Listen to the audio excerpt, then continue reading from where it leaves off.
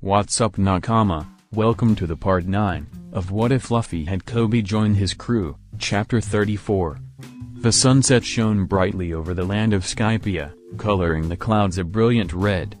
God's shrine held the perfect angle to observe the daily phenomena, but none upon its cloud were watching as the sun fell over the horizon. The remaining 3 priests, Satori, Zetsu, and Shura, had been called to God's shrine for the second time in as many days, an almost palpable curiosity, hanging in the air round them. Eneru lounged on his throne before them, his left hand holding the end of a chain. The other end of the chain was connected to a collar around the throat of a young girl, a Skypian if the wings were of any indication, who was kneeling beside the throne. She had blonde hair and a pink dress, but her face was hidden from view because she was looking downward as if in shame. Her usual hairstyle had come undone due to the ambient static electricity in the air, so her bangs covered part of her face. A pair of metal bindings held her wrists together, small tears dripping down from her hidden eyes to roll off the cuffs. Zetsu was a man with black hair stylized into 11 rounded protrusions all sticking out from his head and pointed up. He wore a loose purple suit that contrasted well with his deeply tanned skin, and, currently, he was trying to cross his arms, but he couldn't seem to get it quite right. He also couldn't ask how since he was trying to talk while chewing on his bottom lip. Shura ignored his fellow priest, almost as if he wished to not be associated with such a man. Shura was lightly tanned and dressed in the clothing of an airplane pilot, even though airplanes probably did not exist in that universe, save for a single, large man with buck teeth somewhere in the New World. Sitting atop his head was a brown helmet with wing decorations and goggles that matched his leather vest and pants.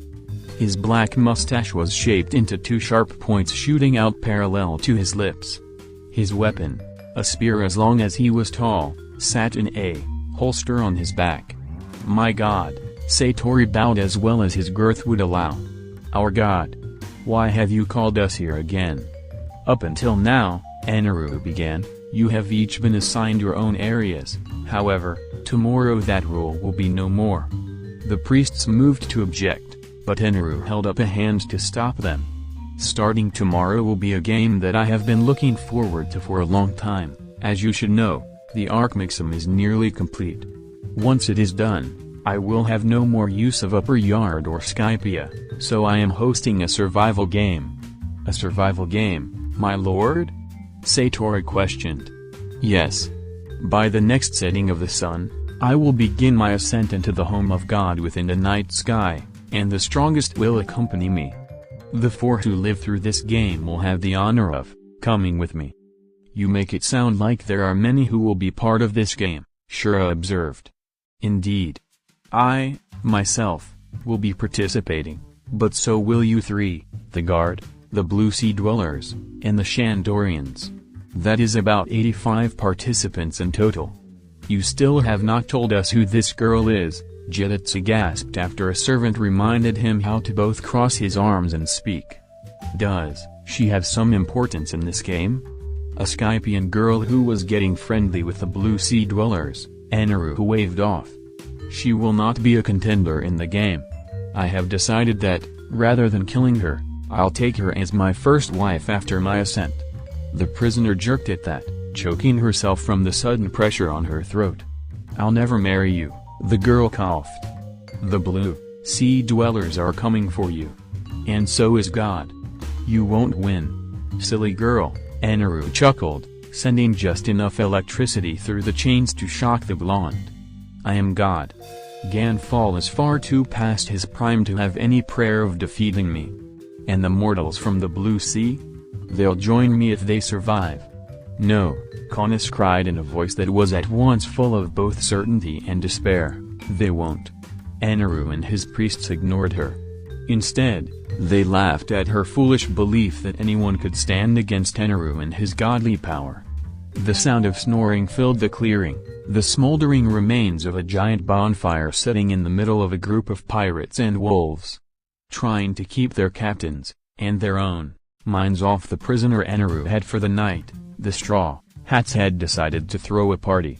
The noise, however, attracted a pack of cloud wolves that had claimed the territory. With Chopper as the translator and a plethora of cloud shark meat as incentive, the pirates made peace with the beasts who joined them in the festivities. The wolves had even brought their own booze, a type of fermented berry juice that ended up getting Chopper drunk to the point where he tried to dissect a tree. Now, several hours later, only one life form was stirring. "Luffy," Usopp begged. "Please. Come back here, meat monster," Luffy grumbled, hugging a giant rock and proving that the festive air they'd put on for show had eventually become real. Nami was snuggled on top of the captain's food-filled form, using him as a bed, but Usopp dared not to wake her even by accident. She would charge him. Seeing no hope of waking his captain for protection, Usopp tried Zoro, Sanji, Koby, and Jin without success. Grumbling in a mixture of fear and irritation, the sniper set out toward the lake to relieve himself, which was why he'd only tried to wake up the males. As he drew closer, stumbling over the giant roots of the trees that called this island in the sky home, the sound of a hammer started making itself known. The sniper was certain it was a hammer. He'd had to repair the Mary from both attacks and stupidity a lot after all. Becoming even more cautious than before, Usopp slunk forward as his mind switched from using the restroom to protecting the ship. The lake was foggy when he arrived, the white haze hiding all but the vaguest of silhouettes. The rhythmic thump, thump, thump became louder and louder as the pirate drew close. Standing on the ground next to the Mary was a humanoid shape that turned to Usopp and grinned. "Have you come to inspect my work?" it asked in a slightly higher-pitched voice tinted with amusement. The words were the last straw for the cowardly warrior of the sea who fled only 25 yards before tripping over a root and passing out. His last memory before hitting his head was the thing's bleating laughter. "Bah-ha-ha-ha. Wait, wait, wait," Jin muttered, holding up a hand to stop the stream of words coming from Usopp's mouth while his other tried to rub the last vestiges of sleep from his eyes. Thank God Chopper had learned an anti-handover serum from Kura, or else several of the guys would be too out of it to fight. "Let me get this straight. You went to use the restroom, saw someone, or something, hammering on the Mary, and rather than attack, you ran away and knocked yourself out?" "Accidentally," Usopp gulped as he nodded. He'd been prepared to face animals when he left last night, not ghosts. "I bet he just had too much booze," Zoro laughed. He was telling the wolves about how he and Kaya had gone on a date through the wilderness of Little Garden last night. There's no way a story like that comes to someone who's sober. "Guys, I'm serious," Usopp insisted. "Hi, serious," Amy teased. "I'm Amy." "You all suck," the sniper pouted. "If you don't believe me, then go check the Mary." "Fine," Sanji waved off. "I still don't think you saw anything last night." Sanji was wrong. When the crew arrived back at their ship, they found that all its flight features had been removed and that the holes from their journey through the cumulus cloud and the sky islands had been patched. She looked far from new, but the ship was repaired. Who could have done this? Nami questioned, running her hand over the metal used to fill in for the railing on the port side that Wapol had eaten so long ago. "Does it matter?" Zoro grunted. "Even if we found out, are you going to go track them down just to thank them?" "Well, no," the navigator answered. "Mr. Swordsman is correct," Robin interjected. "We have more pressing matters at the moment." "Yeah," Luffy agreed. "Like kicking that bastard God's ass?" "No, no, no," Usopp yelled, waving his hands wildly. "I, for one, do not want to fight God." "You did stay behind earlier, didn't you?" Amy nodded. "I guess we could split up. The three of you who don't want to be here can take the Mary and sail around the island to pick us up after we kill God." "Without protection?" Chopper wailed. "Calm down," Sanji placated. "How about this? Robin, Amy, Grace, and I will stay behind to protect you." "Pass," the three females denied, breaking Sanji's heart. "I've decided," Luffy nodded sagely. Each of you three will pick one of us to protect you, but I'm not a choice. I'm not either, Zoro commented before his name could be called. Nami, Usopp, and Chopper visibly deflated. I want Sanji. Usopp yelled. Jin. Nami picked. The man-demon sighed. He'd wanted to challenge God. I'll take Grace, Chopper chose. He'd put more thought into his choice. That or his decision had been influenced by Amy's evil aura as she indicated for him to pick her younger sister or face her sadistic wrath. Even after their argument on Angel Beach, the blonde was still against the girl challenging the inhabitants of Upper Yard. Then it settled, Luffy announced before the younger girl could argue. Nami, Usopp, Chopper, Sanji, Jin, and Grace, will take the Mary to pick us up. Somewhere, and me, Zoro, Robin, Amy, and Koby will track down God, kick his ass, and rescue Konis. Sounds like a plan, Zoro nodded. I've got the map memorized, so follow me. Yeah, right. Amy laughed. You couldn't find your way out of a bucket and you expect us to follow you? I'd be more likely to follow Usopp into battle. My sense of direction isn't that bad. The swordsman shot back. Tell her, Shrimp. Shrimp? Sorry, Zoro-sensei, but she's right. The older man moved to argue, but before he could, the trees next to them caught fire. Finally, I've found you. A man declared from atop a giant bird, flying out from the burning foliage. Eneru had announced the start of the survival game that morning, so Shura had spent that whole time looking for the Blue Sea dwellers just to challenge them himself. He got his wish, but rather than fearing him like he had expected, most of the mortals seemed bored. Who's this clown? Jin questioned, gesturing to the man on the bird and ignoring the shaking sniper cowering behind him. That's Bobby, isn't it? Luffy asked with a tilt of his head.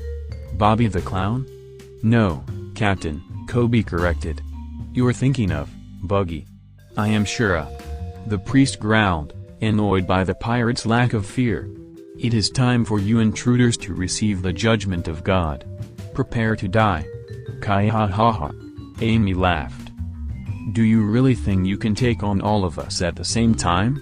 I am the strongest priest of God Eneru. I cannot be bested by mere humans. Shura's bird dove, putting itself on a collision course with the girl, who had laughed at him. The humans readied their weapons, fully intending on using their numerical advantage.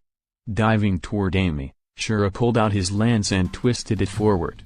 The blonde did not seem fazed by his attack since she only went so far as to open her parasol. Jumping in front of their comrade, Jin battered the lance aside with inches to spare and Sanji jumped in to try to drop the priest with an axe kick. The priest and his bird spiraled away, narrowly avoiding the chef's leg, while the lance stabbed into the ground with a blast of fire before being yanked out as he flew by.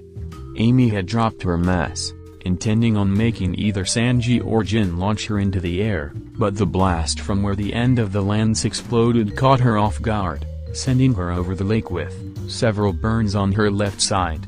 You bastard! Sanji yelled. How dare you damage a beautiful woman's precious skin? Shura chose not to answer the irate cook as he flew around for another pass. Gum Gum Pistol. 32 caliber Phoenix. Firebird Star. Shinfleur, Cease Manos. Stretchy Punch, Shura mumbled to himself, bending back to avoid Luffy's attack. Flying Slash. That's interesting. His bird flipped, narrowly missing the attack Zoro sent their way. Fire Pellet.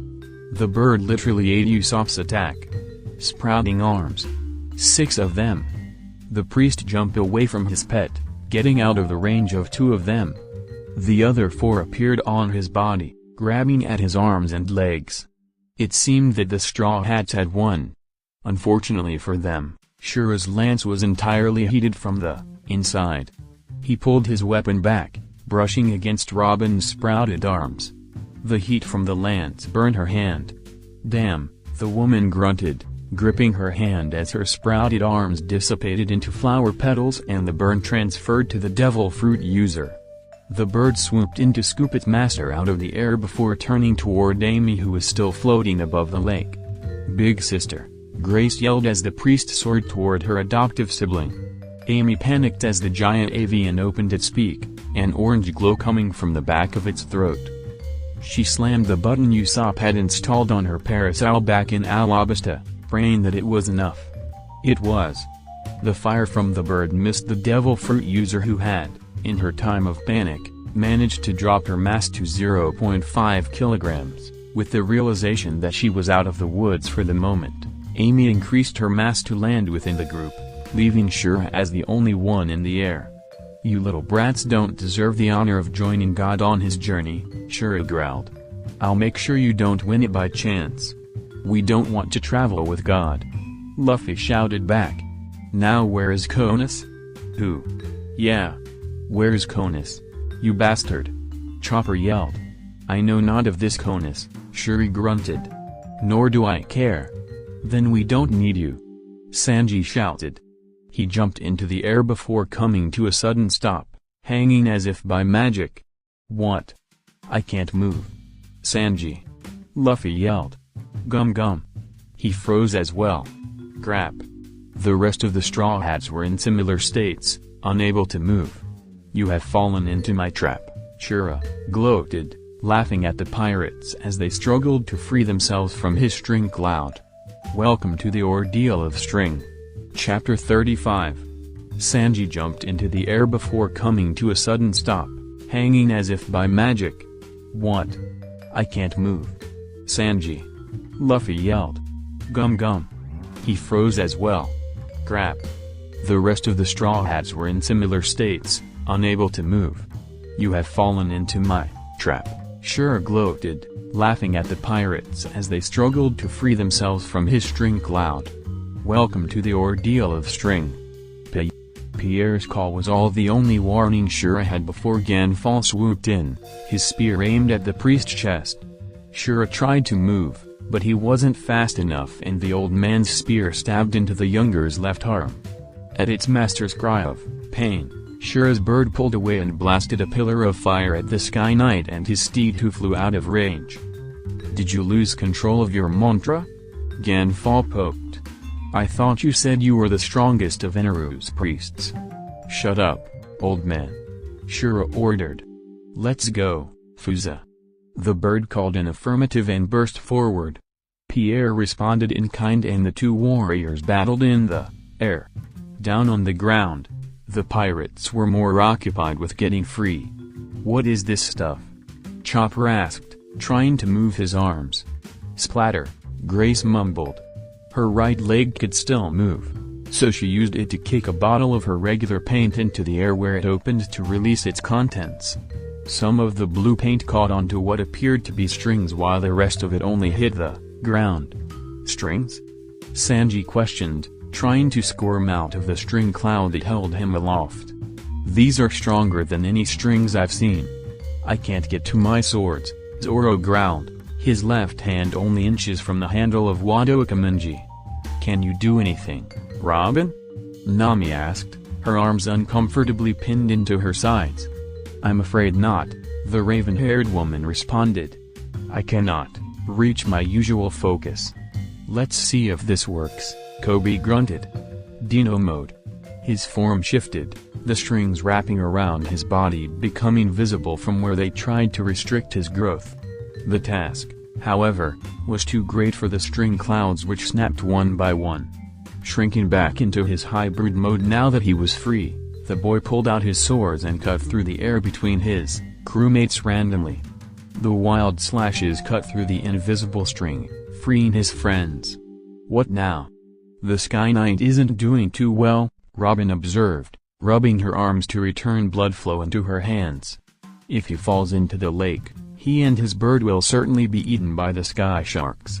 Up in the air, Ganfall and Shura were both worse for wear. The older was littered with small burns, and part of his beard had been burned away. Shura, on the other hand, was covered in bruises and cuts, his left arm still freely bleeding from where Ganfall's surprise attack had caught him. "Give it up, old man. I'm afraid these people are my clients." I can't just abandon them when they call. Then die. Shura bent down to become more aerodynamic as Fusa shot forward toward their opponents, 36 caliber Phoenix. The flying slash caught the priest completely off guard and cut deeply into his torso. The man lost his grip on his heat javelin as the force of the attack pushed him off his mount to plummet toward the sky shark-infested sea clouds below. Fusa! Shura yelled. His pet could save him. Shinfleur, clutch. The arms sprouted from the bird, wrapping around and squeezing. Fusa only had time to squawk in alarm before the arms tightened, restricting its wings and painfully cracking its back. The bird tried to breathe fire in a last-ditch effort to save itself, but the flames did nothing but heat the air. The arms held as master and pet fell into the lake, the former silently apologizing to their god. The sky sharks were ready when they splashed down and soon were in a frenzy. Shura and his pet bird Fusa did not come up. Sky Knight! Chopper yelled happily, running over to their savior to treat his injuries. Sky Knight, you came. If only I had come sooner, Ganfall sighed. I'm sorry I was too slow to help you. But you told me what happened. Then you should know that we're here to kick Eneru's ass and get Conus back, Luffy nodded. And we aren't leaving, until we do. So it would seem. In that case, I may have some information that would be beneficial for you to have. Go on, Robin prompted.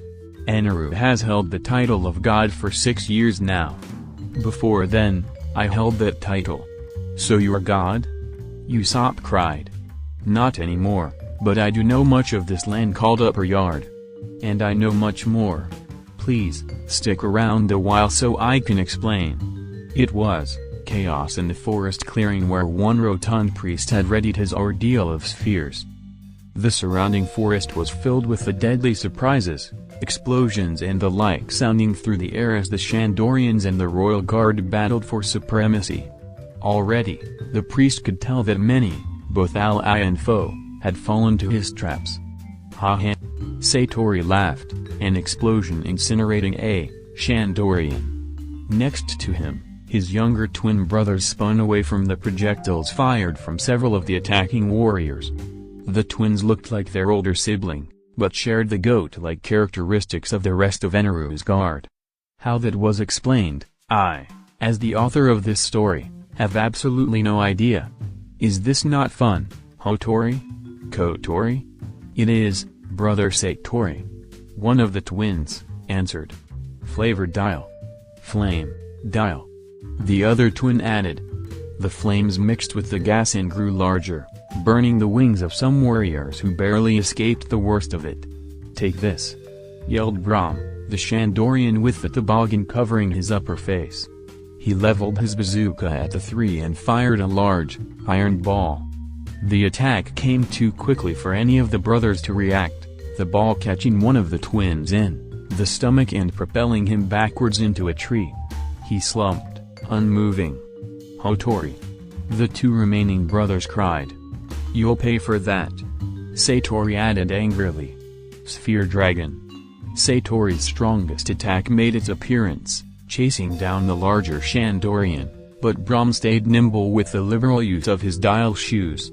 The dragon chased him around, a foolish warrior attempting to attack the large weapon and losing his life to a venomous snake that came out of one of the spheres.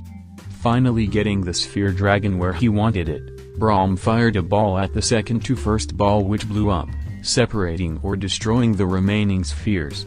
Let's go, Kotori! Satori called. He received no answer, but his manta, finicky from the anger of Hotori's defeat, felt something was off. He turned. Kotori? Impact! One of the remaining gorillas shouted, the impact dial in his hand sending the force it had stored into the face of the twin. Blood and a single tooth fell from the mouth of the guard as his eyes rolled back and he crumpled next to his fallen brother. Sphere Dragon! Satori roared. The attack made a reappearance, snapping up all but Brahm and devouring them, random spheres exploding as the warriors were pushed through the balls. You're next! Satori shouted, his control of his mantra slipping as the rage for his fallen brothers grew. He threw the dragon at the final enemy, who ducked out of the way. The dragon exploded against a 1,000-year-old tree, causing it to topple. Braum yelled as he fired 3 iron balls, but Satori was running on rage and instinct by this point. Bringing up his right hand, the priest halted each of the projectiles with the impact dial within his right glove. He dashed forward. Braum pulled the trigger again, but he hadn't been keeping count of how many iron balls he had. He was empty. Satori drew in close and pinned the man against a tree. Impact, the priest hissed, releasing some of the force stored in the shell. Impact, impact, impact, impact. Satori pulled back, leaving his opponent trapped within the human-shaped crater in the tree, blood dripping from his lips. "You bastard!" Wiper yelled, zipping onto the scene after hearing the explosions in the distance. Believing his friends to be dead, Wiper threw aside his bazooka and shield for a boost in speed, hitting Satori with the palm of his bandaged right hand. Satori knew no more after one word. Reject. Wiper panted before the unmoving form of Satori, the sound of his great breath filling the now still clearing. The ground was littered with the fallen bodies of several Shandorians who had given their lives fighting the priest. Satori's spheres still floated in the air, drifting along almost peacefully. It was here, panting and angry, that Lucky found him. "Wiper," she whispered, stepping into the clearing. She glanced at both Braum and Satori as he. "Are they?" "I don't know." The warrior shook his head, refusing to shed tears before the battle ended. "The battle isn't over. And the battlefield is no place for children. You made sure Aisa was safe in the village, right?" Lucky nodded. "I tied her up myself and gave the village's strict orders. She won't be going anywhere." "Good." Wiper looked around, his eyes finally landing on Braum. "I'm sorry, my friend, but we all agreed. We'll come back after we've lit the fire of Shandora. Let's go, Lucky." "Right. So this little shell has the power to kill someone?" Usopp wondered aloud, watching the immobile impact dial sitting on a barrel. He, Nami, Chopper, Sanji, Jin, and Grace were sailing away on the Merry, hoping that the power left in the breath dials Bagheera had installed was enough to get them out of Upper Yards Forest. Ganfall had joined them because they had called him, so it was his job to protect them. Indeed, the former god nodded. The impact dial is quite common in sky warfare, though it is not the only tool. That priest we fought earlier, Shura, used a heat javelin, a spear with a heat dial inside that heats the weapons to the point where it can burn anything it touches. Amazing, Jinod. Maybe I could outfit my tonfa with some dials while we're here. And they could be very helpful for cooking, Sanji nodded, his mind going back to watching Bagheera making them food the day prior. "I wonder if there are paint dials," Grace muttered. Thump. Thump. Thump. Thump. Thump. What was that? Usopp yelled frantically as Pierre squawked at being so rudely awoken from his nap. "Prepare yourselves, Blue Sea Dwellers," a bleeding voice ordered. "You will fall to our axe dials." On the lower deck of the Merry were 5 of Eneru's guards, each aiming one palm at the 8 life forms on the bow of the ship. The guards were lean with gray, brown, fur, dangly goat ears, straight horns, wing, and plain white clothing. "What strange people," Grace observed. "Color trap, bullfight red." She rushed in, painting 2 symbols, one on each fighter on the ends of the guards' formation. "Do you think a little color is going to mess up our aim?" One guard bleated. "Axe style." Unfortunately for him, the color did mess up his aim as the attack he began was redirected into his fellow royal guard.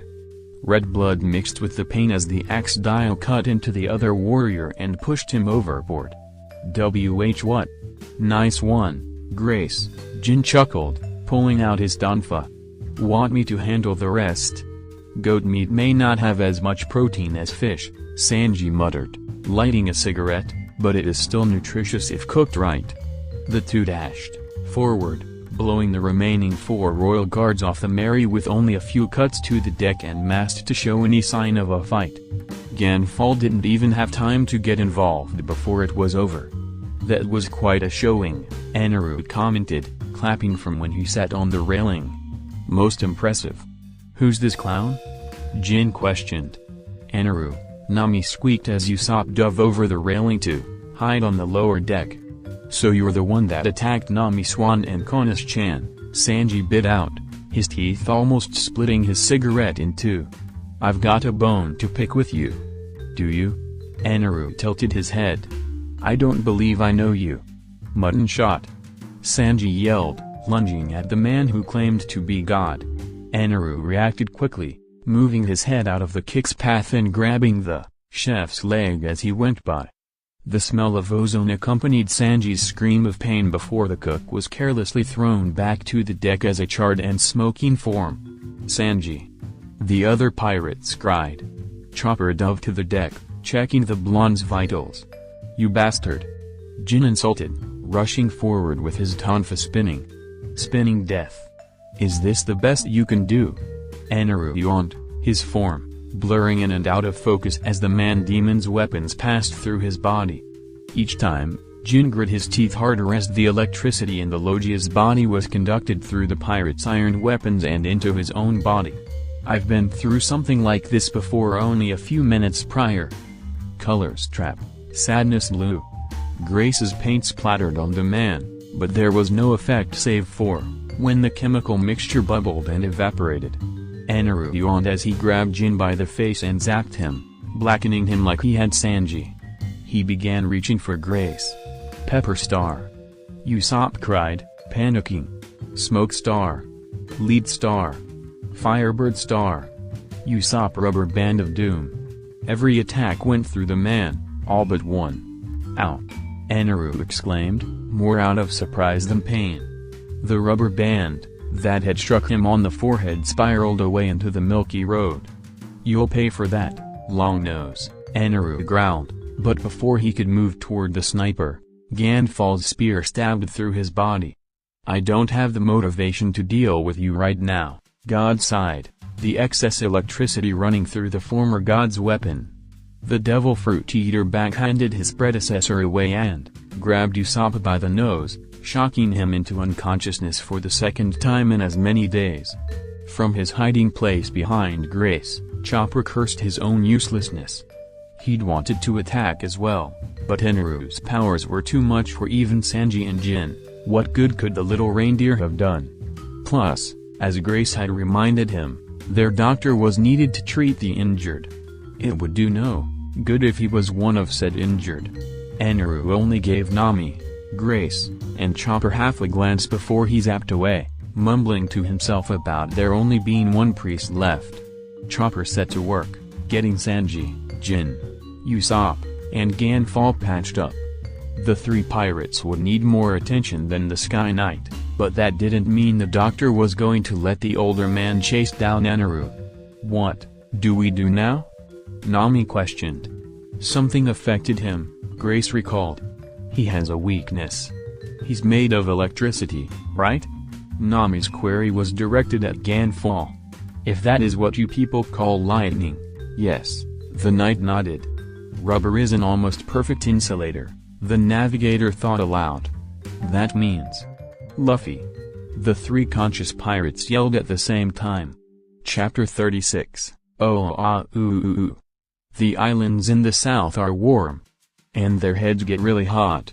They grow pineapples, they grow coconuts. And the morons. Luffy, Zoro scowled. "Could you stop with the singing already?" "Yes, please." Amy agreed. "It'll attract unwanted attention to us." "I don't see a problem with it," Robin chuckled. "I say we let the captain sing all he wants."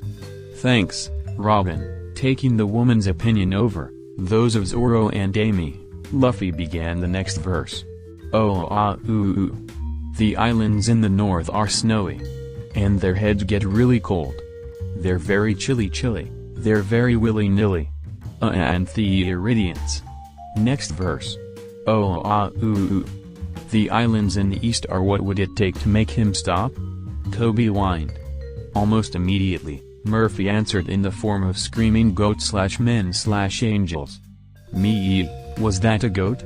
Luffy asked quickly. Are there goats up here? I wanna see a giant goat.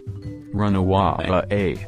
Several of the guards bleated, their dial shoes sending them flying past the group of pirates too quickly to be seen. One of Luffy's arms stretched out, grabbing the one at the back of the pack. The sudden backwards force dragged the guard away from the rest, launching him over the pirates' heads where he crashed headfirst into one of the giant trees. Oh, Luffy pouted. That's not a goat. Dumb guy got my hopes up. It begs a question, though, Robin commented. What were they running from? I'm going to guess that, Koby sighed, his head falling into his hand. Me and my big mouth.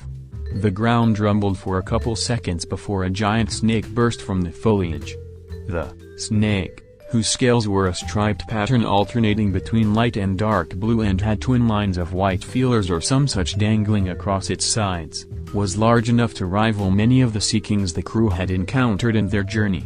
4 great fangs, 2 on the top and 2 on the bottom, stood out from the rest of its pointed teeth, each one more than 4 times the height of any of the pirates. Small, slitted, yellow eyes glared at the pirates from its massive head and large drops of some purple substance dripped from its fangs, the solution sizzling on contact with the ground. Run? Amy asked. Run, Koby agreed. The snake lunged. Panicking, Koby grabbed the nearest person and threw himself to the side, the snake's colossal body thundering past with no end in sight. This is quite the conundrum, Robin commented beside him. I'm almost certain that snakes aren't supposed to get that large, but anything is possible in the Grand Line. Should we try to contact the others? We'll in a moment, the Rosette responded, tearing his eyes away from the creature.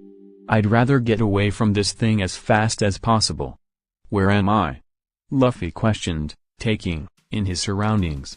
He, Zoro, Amy, Robin, and Koby had been walking through the forest, then that cool giant snake had shown up.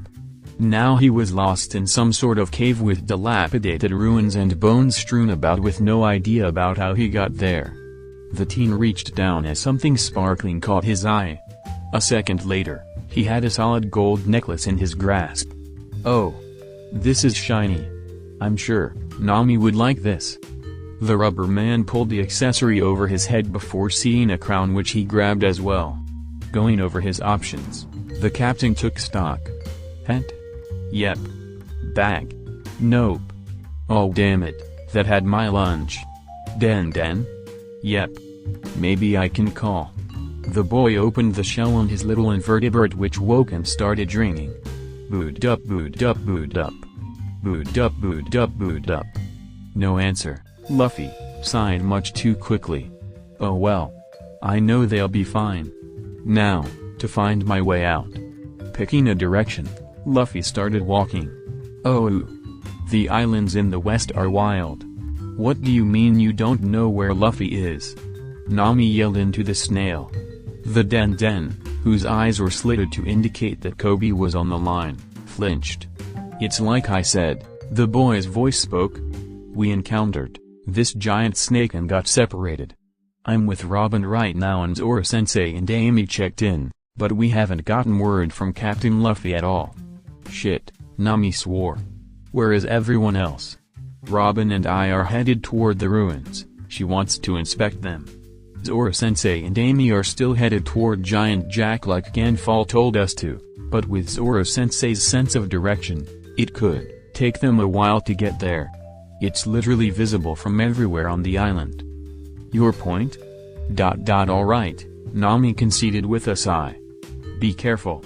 Eneru attacked us and hurt the guys, but we found out that he's weak against rubber. He is? That's good to know. We'll keep looking for Captain Luffy. The snail clicked before falling asleep. We are in quite the predicament. Grace yawned. I'm going to sleep. What? Nami and Chopper yelled. Now isn't the time for that. It's fine, the lazy girl waved off. I'm sure Chopper and Ganfall can handle anyone who attacks. Wake me up if something happens. Grace laid down against the railing where Zoro usually napped and was soon snoring softly. I hope everyone's fine, Nami worried, heavily sitting next to the mast.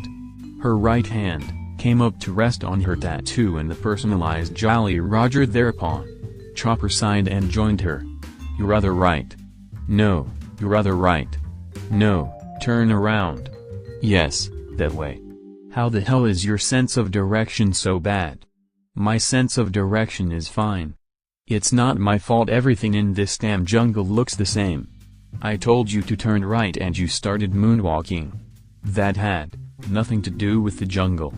Sanji's right, you are a moronic mosshead. You wanna go right here, right now? We can finish what we started in Whiskey Peak. Or I could leave you behind and find God's shine on my own. Fine. Fine. These ruins are magnificent, Robin awed, but what are they doing up here? Could it be? The two DevilFruit users trudged along over the island clouds that had replaced the soil over a dozen meters back. The ruins of whatever civilization that had lived on the island surrounded them, remaining quiet. If they had come at night, the Zone Fruit user wasn't sure if he'd have had the courage to continue inside. What is it? Koby asked, eyeing the tilted temples around them. Do you have a theory?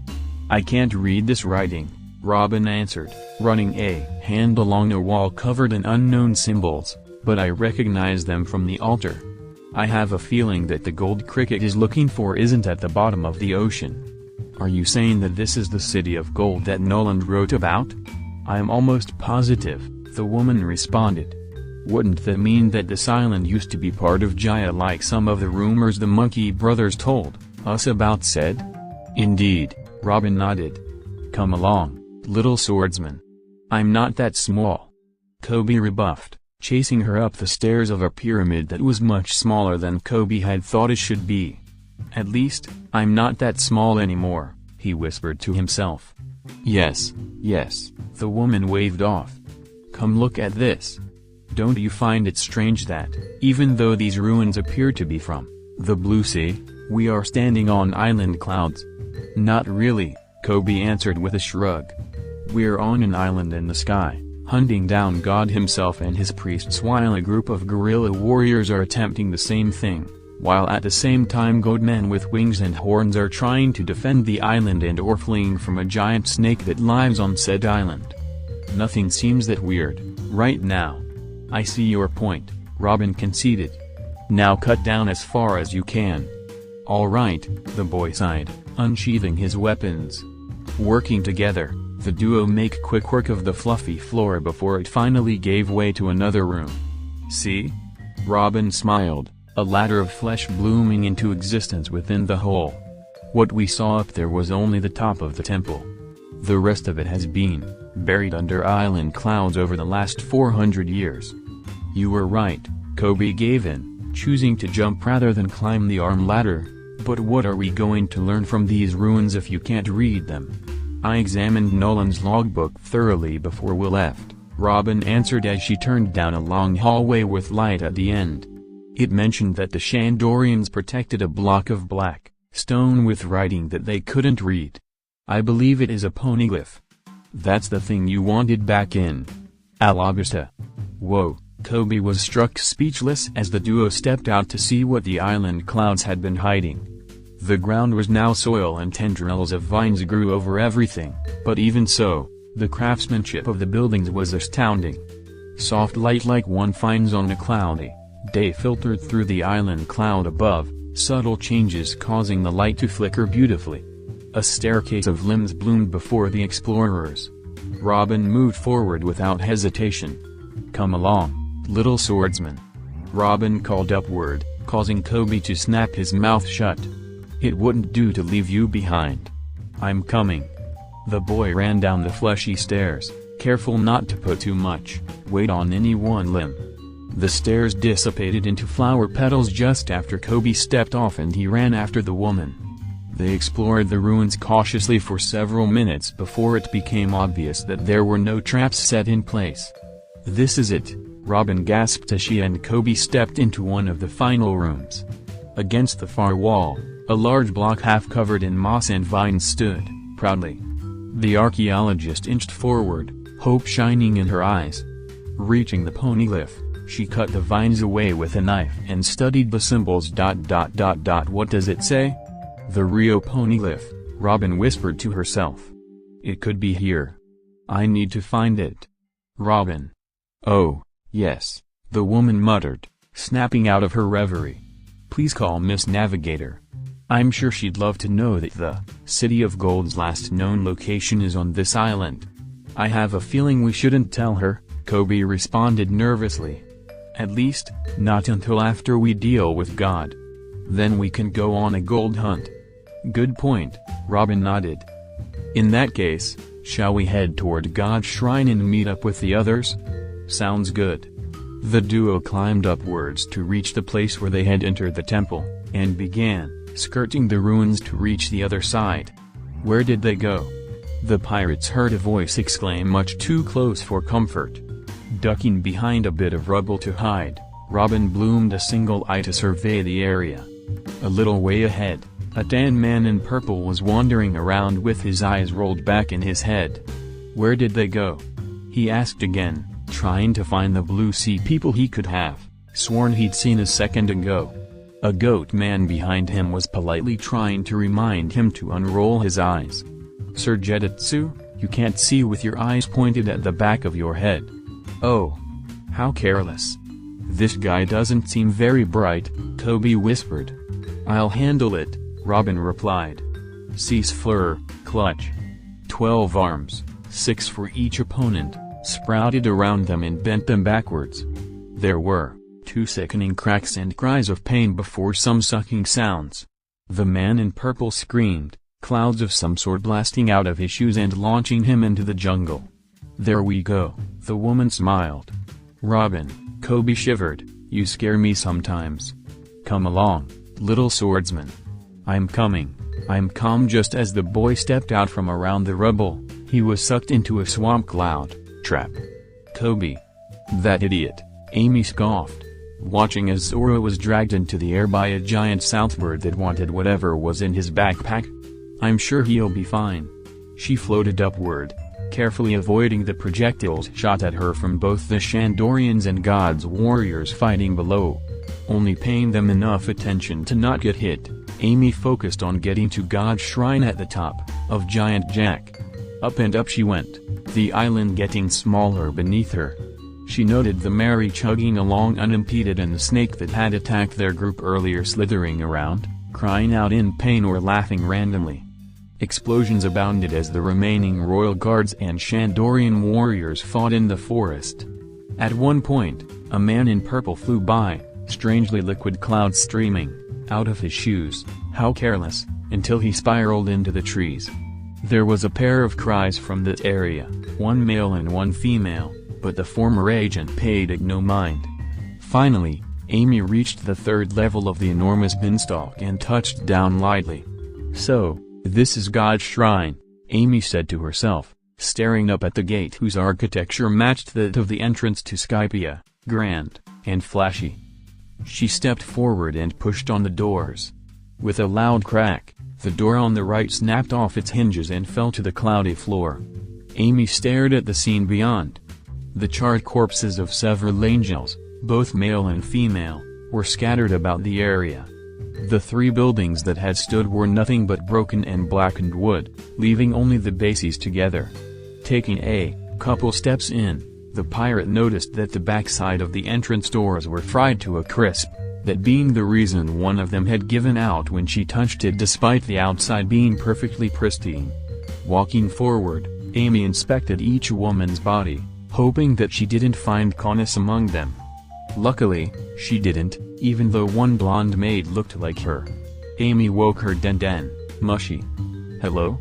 Nami and Robin answered. I reached the shrine, Amy told them. God isn't here. Neither is Conus. Damn, Nami cursed.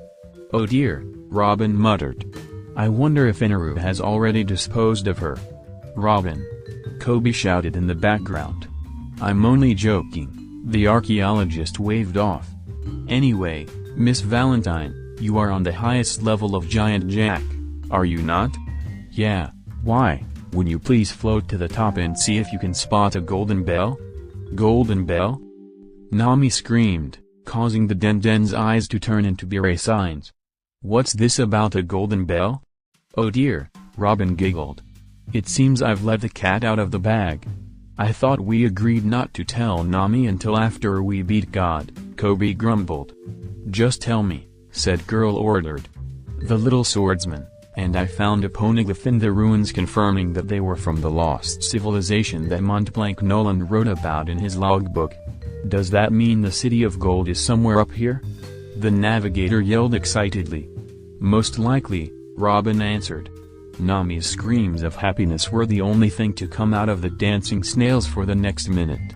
With a sigh, Amy shut off the connection and opened her parasol again. "Zoro's right about one thing," the blonde muttered.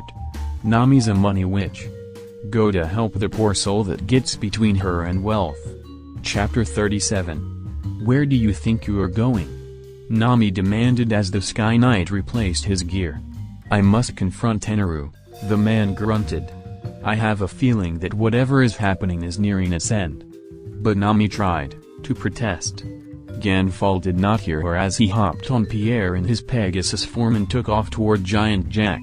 On his way there, the Lord of the Sky, the giant snake, noticed him and began a chase, attempting to snatch him up as food. Nami stared on with a forced smile, her entire face twitching at her annoyance. "Me. Surrender, Blue Sea Dwellers." "Hello, misplaced aggression," she muttered, as a squad of goatmen settled on the deck. "Grace. Chopper. Get up. We've got company." Giant Jack, Wiper growled, staring up at the plant from some ruins situated on the second level. He was the last of the attack. Everyone else had fallen to the overwhelming numbers of guards, even Lucky when one of Eneru's priests, Jeditsu, literally fell out of the sky. It had taken both of them to defeat the man, but Lucky was out of the fight. "There's only one more level to God's shrine." Out of nowhere, a man with green hair plummeted into the ruins. Instantly, Wiper had his burn bazooka trained on his form as the man pushed himself to his feet. "Damn bird," Zoro cursed, brushing dust off himself until he noticed Wiper. "Oh, it's you. Hesso, Blue Sea Scum." Zoro-sensei. Koby, covered in bits of swamp cloud, rounded a corner and ran up to his teacher, not realizing that the Shandorian was there. Robin followed at a much more leisurely pace. "Zoro-sensei, I'm glad to see you're okay." "Burn!" Wiper shouted, activating his weapon. Zoro grabbed his student and rolled out of the way as the blast destroyed all the ruins in its path. "Why you?" Just as Ganfall arrived, so did the Lord of the Sky, bursting up through the clouds. "What a gathering," Eneru smiled, appearing on a wall with a gold staff resting on his shoulder. "We still have 8 people, 3 animals, and me in this game. That's 12 in total, even though 3 have decided to run.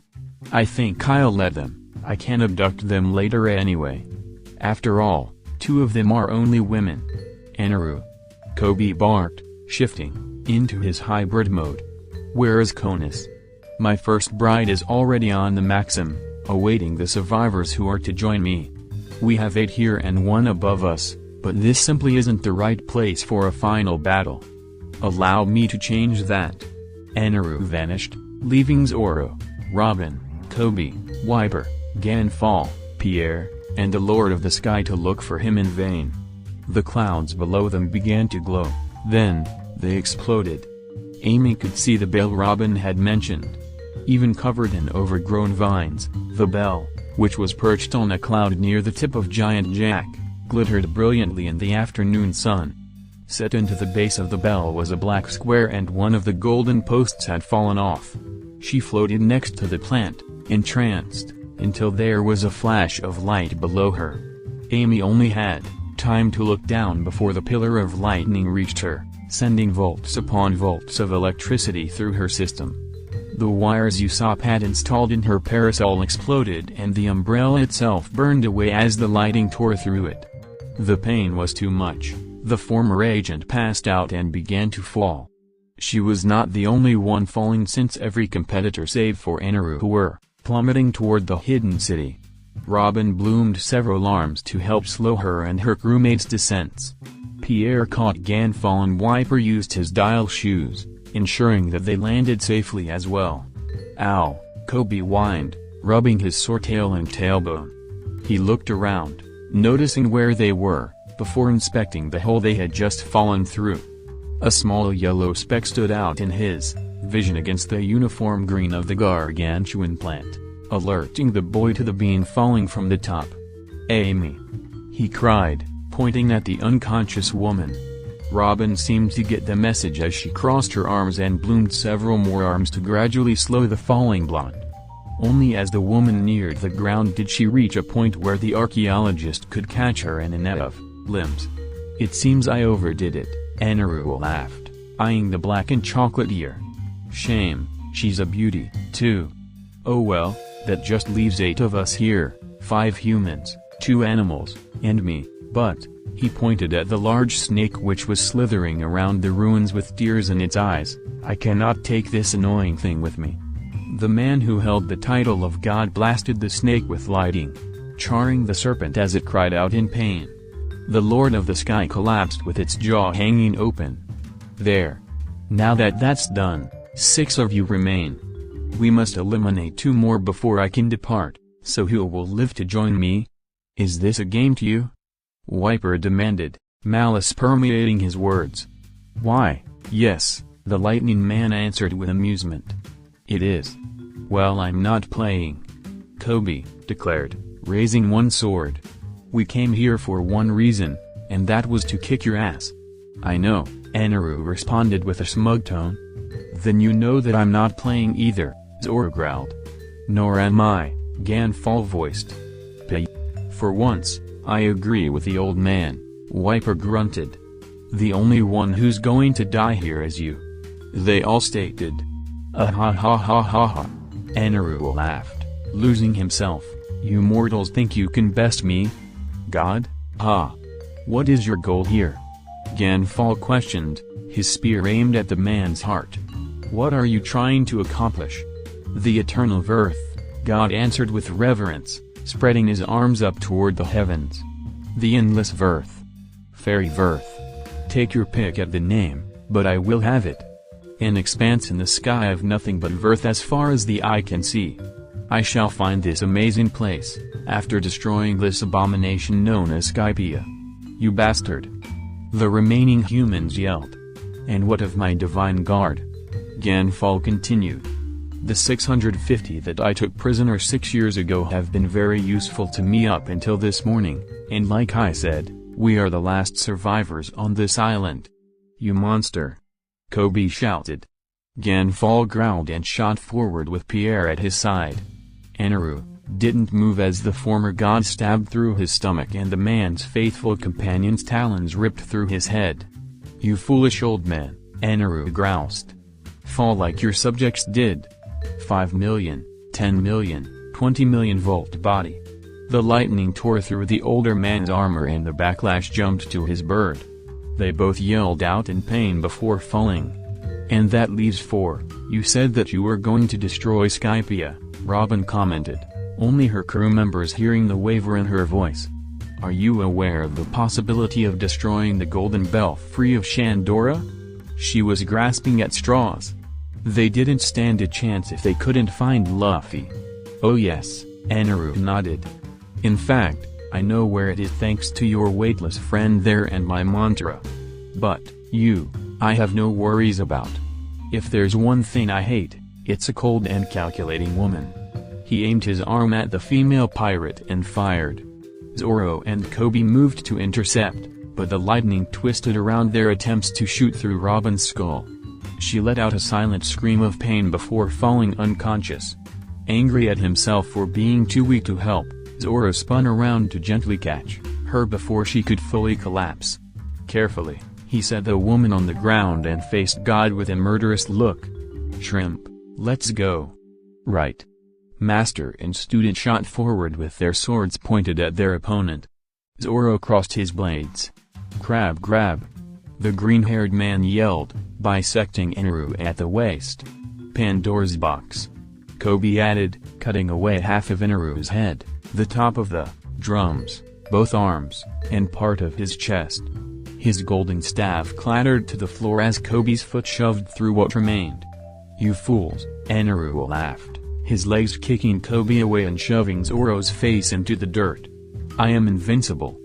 The man who held the title of God came together, standing on the pirate's head. Damn you, Zoro growled. He rolled away just as Wiper landed on their mutual enemy. Rather than passing through, Wiper's legs wrapped around the strangely solid Eneru. He laid his bandaged right hand just over Eneru's heart. What do you think you are doing? Eneru asked. Have you heard of sea prism stone? Eneru's eyes widened. Wait a moment. He tried to protest. Think about your actions. Are willing to die for a homeland you never knew. Yes, Wiper answered, reject. Why does this cave keep moving? Luffy questioned, pushing debris off himself. He'd been wandering the strange cave for several minutes, collecting gold as he went, so he was now wearing a crown, 3 necklaces, a dozen armbands, 4 rings, and 2 bracelets. Now let's see. Which way should I go? Old night guy. Recognizing the voice, Luffy bolted for the left, jumping over ruins and ignoring the fact that his clothes had started dissolving. He ran as quickly as he could, but the cave was long and it took him several minutes to reach the end. Finally seeing daylight, Luffy ran through the exit just as Wiper unleashed his reject dial for the second time. Reject. The impact blasted Eneru and Wiper away from each other. Blood dripped from both of their lips, but, while Wiper stood, Eneru laid motionless on the ground. Who is this guy? Luffy questioned, staring down at Eneru's fallen form. Oh, Zoro. What's Robin? The captain bounded over to the charred woman whom Zoro was kneeling next to. Koby joined them, Amy limp in his grip. Amy. Luffy cried. Koby, who did this? Eneru did, the boy answered, pointing at the downed man. At the same time, Eneru's chest sparked with electricity and thumped like the beating of a drum. Again and again this happened. He's trying to restart his own heart, Koby realized just a second too late. With a final thump, God stood again and glared down at Wiper. The Shandorian's face held nothing but shock at the feat his enemy had just accomplished. I must say, I'm impressed, Shandorian. Most people would have died after only a single use of a reject dial, but you have used it twice and are still standing. Unfortunately, your work has been for naught as he was cut off as Luffy's fist smashed into his face.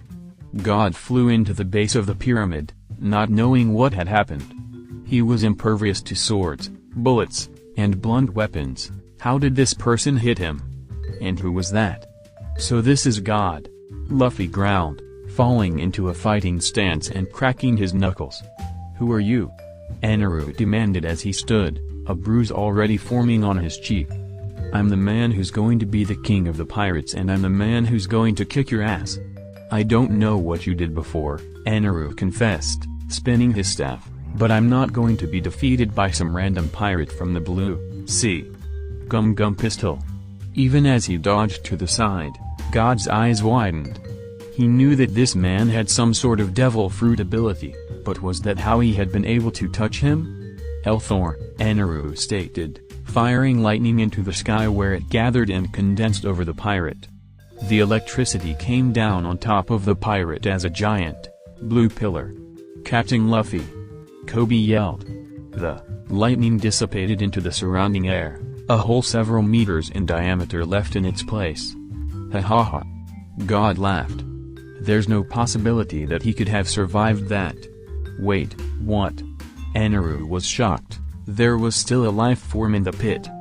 His mantra has never lied or been wrong, so how was it that the pirate was still alive? Luffy bounced out of the hole, much of the gold he had been wearing melted onto his skin, and punched forward. Shock held Eneru in place long enough for his attack to connect. God was thrown into the pyramid again. But Wiper stuttered. My burn bazooka hadn't affected him. How? Captain Luffy is made of rubber, Koby supplied helpfully. What is rubber? You don't know what rubber is? Koby questioned. His face broke into a smirk. In that case, things just got a lot easier for us. End of chapter 59. High seas hijinks, love is in the paint, set between Dead End Adventure and Rainbow Mist, Koby, Grace whispered as the pink-haired boy walked past, grabbing his shirt and pulling him to the wall. The girl was situated just outside of the kitchen where Sanji was preparing lunch for the rest of the crew. What is it? The young swordsman questioned, looking down at the redhead who had stopped him. Watch this, she smirked. Jin was rounding the corner, having been ordered by Luffy to go get what food was ready already. He glanced at the two whispering kids, but paid them no mind. When he stepped into the kitchen, however, all hell broke loose. Hey, Sanji. Jin called, shoving the door open. What's done? Don Luffy is demanding a sacrifice. Calm down, Jin. Sanji replied, turning around. All I've got is love for you in my heart. Sanji yelled the last part, noodling over to and around the confused man. How have I never noticed how ruggishly handsome you are, my dearest Jin? Sanji? The man demon sputtered as the blonde cook cupped his face, only for the wanted of the two to shove his hands away. What the hell's wrong with you, Sanji? Nothing is wrong, the cook declared, dropping to one knee and pulling a rose out of his clothing, for the true arrow of love has pierced my heart and it calls me to you and your beautifully tanned skin. Sanji, why are you? Jin trailed off, his eyes falling on a pink design painted on the back of the chef's shirt. Suddenly, the snickering coming from outside the door was all too clear. Great ace. Run. The girl yelled, grabbing Koby's hand and pulling him away just as the door to the kitchen exploded outward, leaving a very pissed-off Jin in its place. He took off toward the young duo jumping down the starboard stairs, the artificially love-struck cook noodling behind and declaring that love knows no gender. Grace. Koby. Get back here so I can beat you? You pests. No one's touching my sister. Amy yelled. She fell on next to Sanji, chasing Jin so she could beat him for threatening her adopted sibling. You're handsome when you're angry, my beautiful demon. Sanji swooned. They're catching up. Grace yelled as she and Koby passed Luffy and Chopper.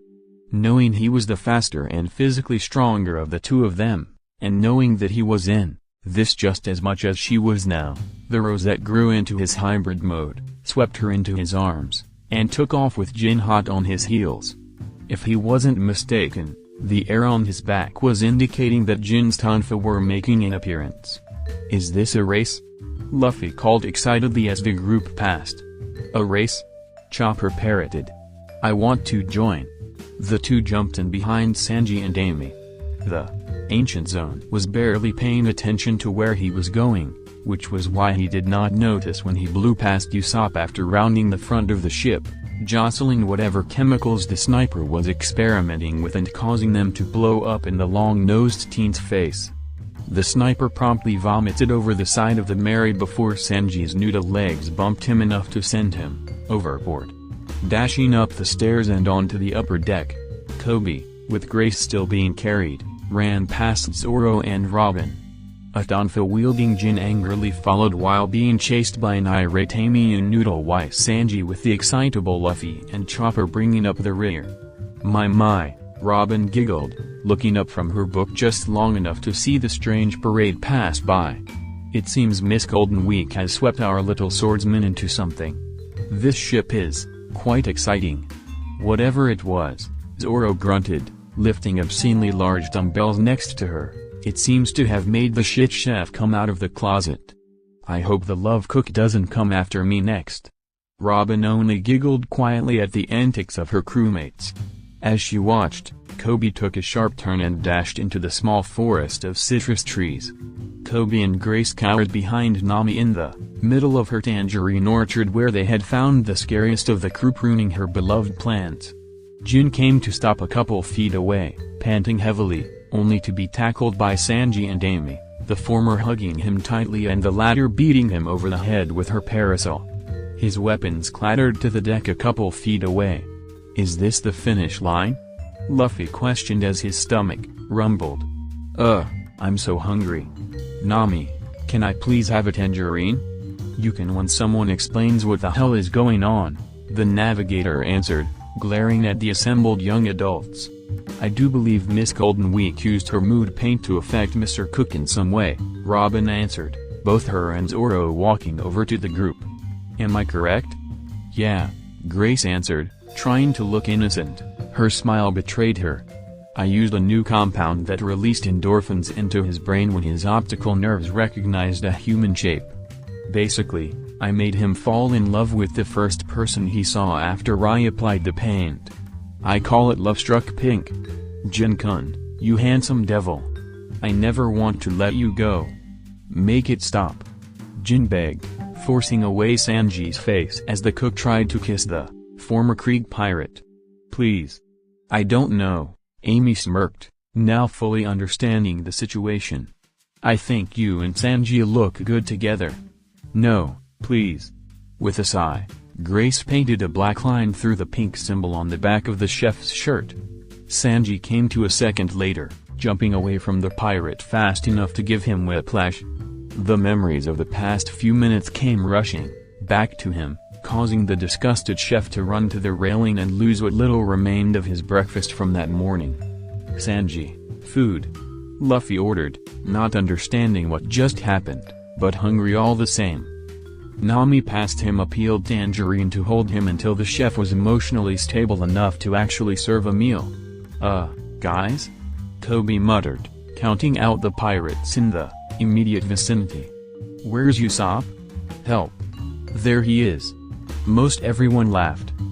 They could almost feel their bonds growing and they knew, at that moment, what it meant to truly be Nakama. "I said help." Usopp screamed. "Bleh." Sanji vomited. "Well, most of them anyway." Chapter 38. Ow, Jin whined, sitting up painfully. Nearly his entire body was bandaged, but that didn't stop Jin from forcing himself out of bed. Next to him were two beds, one with an injured Usopp and the other empty. The man staggered to the door and trudged out onto the deck. "Jin." Chopper greeted, running over from where he had been berating Sanji. "You shouldn't be up yet." "I'm fine," the man responded, ignoring his aching muscles. "Just give me some painkillers in case I have to fight soon." "But, Jin, don't worry about it," the man demon waved off. "What's going on out?" He stopped as a pillar of blue lightning appeared on the horizon. The sound of thunder followed almost immediately, waking Usopp if the scared yelled from the medical cabin was of any indication. Jin's face darkened instantly. He walked back into the cabin. "Usopp, I need you to do something for me." Luffy and Eneru were monsters. Koby could only stare in awe as his captain and the man who claimed to be God fought furiously. Eneru had gotten over the shock of Luffy being able to hit him and was now using his mantra to avoid Luffy's attacks. However, none of Eneru's lightning tricks had any effect on the rubber man and Luffy's reflexes were too fast for the man to hit him with his golden staff. Even when Eneru had used his powers to superheat the gold in his staff into a trident, Luffy had countered by grabbing the weapon and quickly snapping it over his knee, earning a few small burns from the heat but being otherwise unaffected. Eneru tried to escape several times, but the lightning man was starting to slow down and each time Luffy had been too fast, catching him before he could lightning travel away. Eneru's slowing was not only because the injuries from Luffy's first two punches had taken a toll on the man who hadn't been hit in all the years since he'd eaten his devil fruit, but it also seemed like he was running out of steam, or charge as the case may be. Koby was so entranced in watching the two fight that he almost didn't hear his den ringing. "Booed up, booed up, booed up. Booed up, booed up, booed up. Hello?" he answered, holding the snail up by his ear so he could hear the voice on the line over the crashes of crumbling ruins coming from the fight. "This is Koby. Koby, it's Jin. Where are you?" "I'm in the ruins of Shandora at the base of the giant plant." "Is Don Luffy there?" "Yeah. He and Eneru are fighting right now. Listen. I need you to get them to move up a level or two. Somewhere, where we can see them from the Mary." "Do I want to know why?" Koby questioned. "Let's just say this crew is getting to me and leave it at that." Jin's answer was vague, but Koby had a feeling he knew where it was going. "Plus I have something to prove. If I can't defend my crewmates, who can count on me? Do you have a plan?" "I have." 12% of a plan? Better than 11%, Koby shrugged. "I'll figure something out. Thanks." The snail clicked before falling asleep. Koby reset the shell over the tiny invertebrate and eyed the combatants, waiting for a lull in the battle where Luffy would be able to hear him. Finally, the two slowed, staring each other down. "Zoro-sensei, can you buy me 30 seconds? Go." The man didn't even question the reason. Instantly, the swordsman took off toward God. Koby ran toward Luffy, skidding to a halt next to the teen as the green-haired man cut away at Eneru. "Captain Luffy, we need you to drag Eneru up the plant," Koby told him. "Why can't I kick his ass here? Jin says he has something to prove and needs you to stall him. Also, I don't think Robin would appreciate you destroying these ruins." "Right, sorry." God. Zoro went down, a bird made of 30 million volts of electricity passing through his torso. "Bastard." Luffy jumped forward as Eneru tried to change into lightning to escape and reach the arc maxim. The pirate was having none of that, his hand shooting forward to wrap around God's throat. Eneru struggled, trying to beat the rubber man's arm with his broken staff. But when that didn't work, he abandoned the staff to pull at the hand choking him.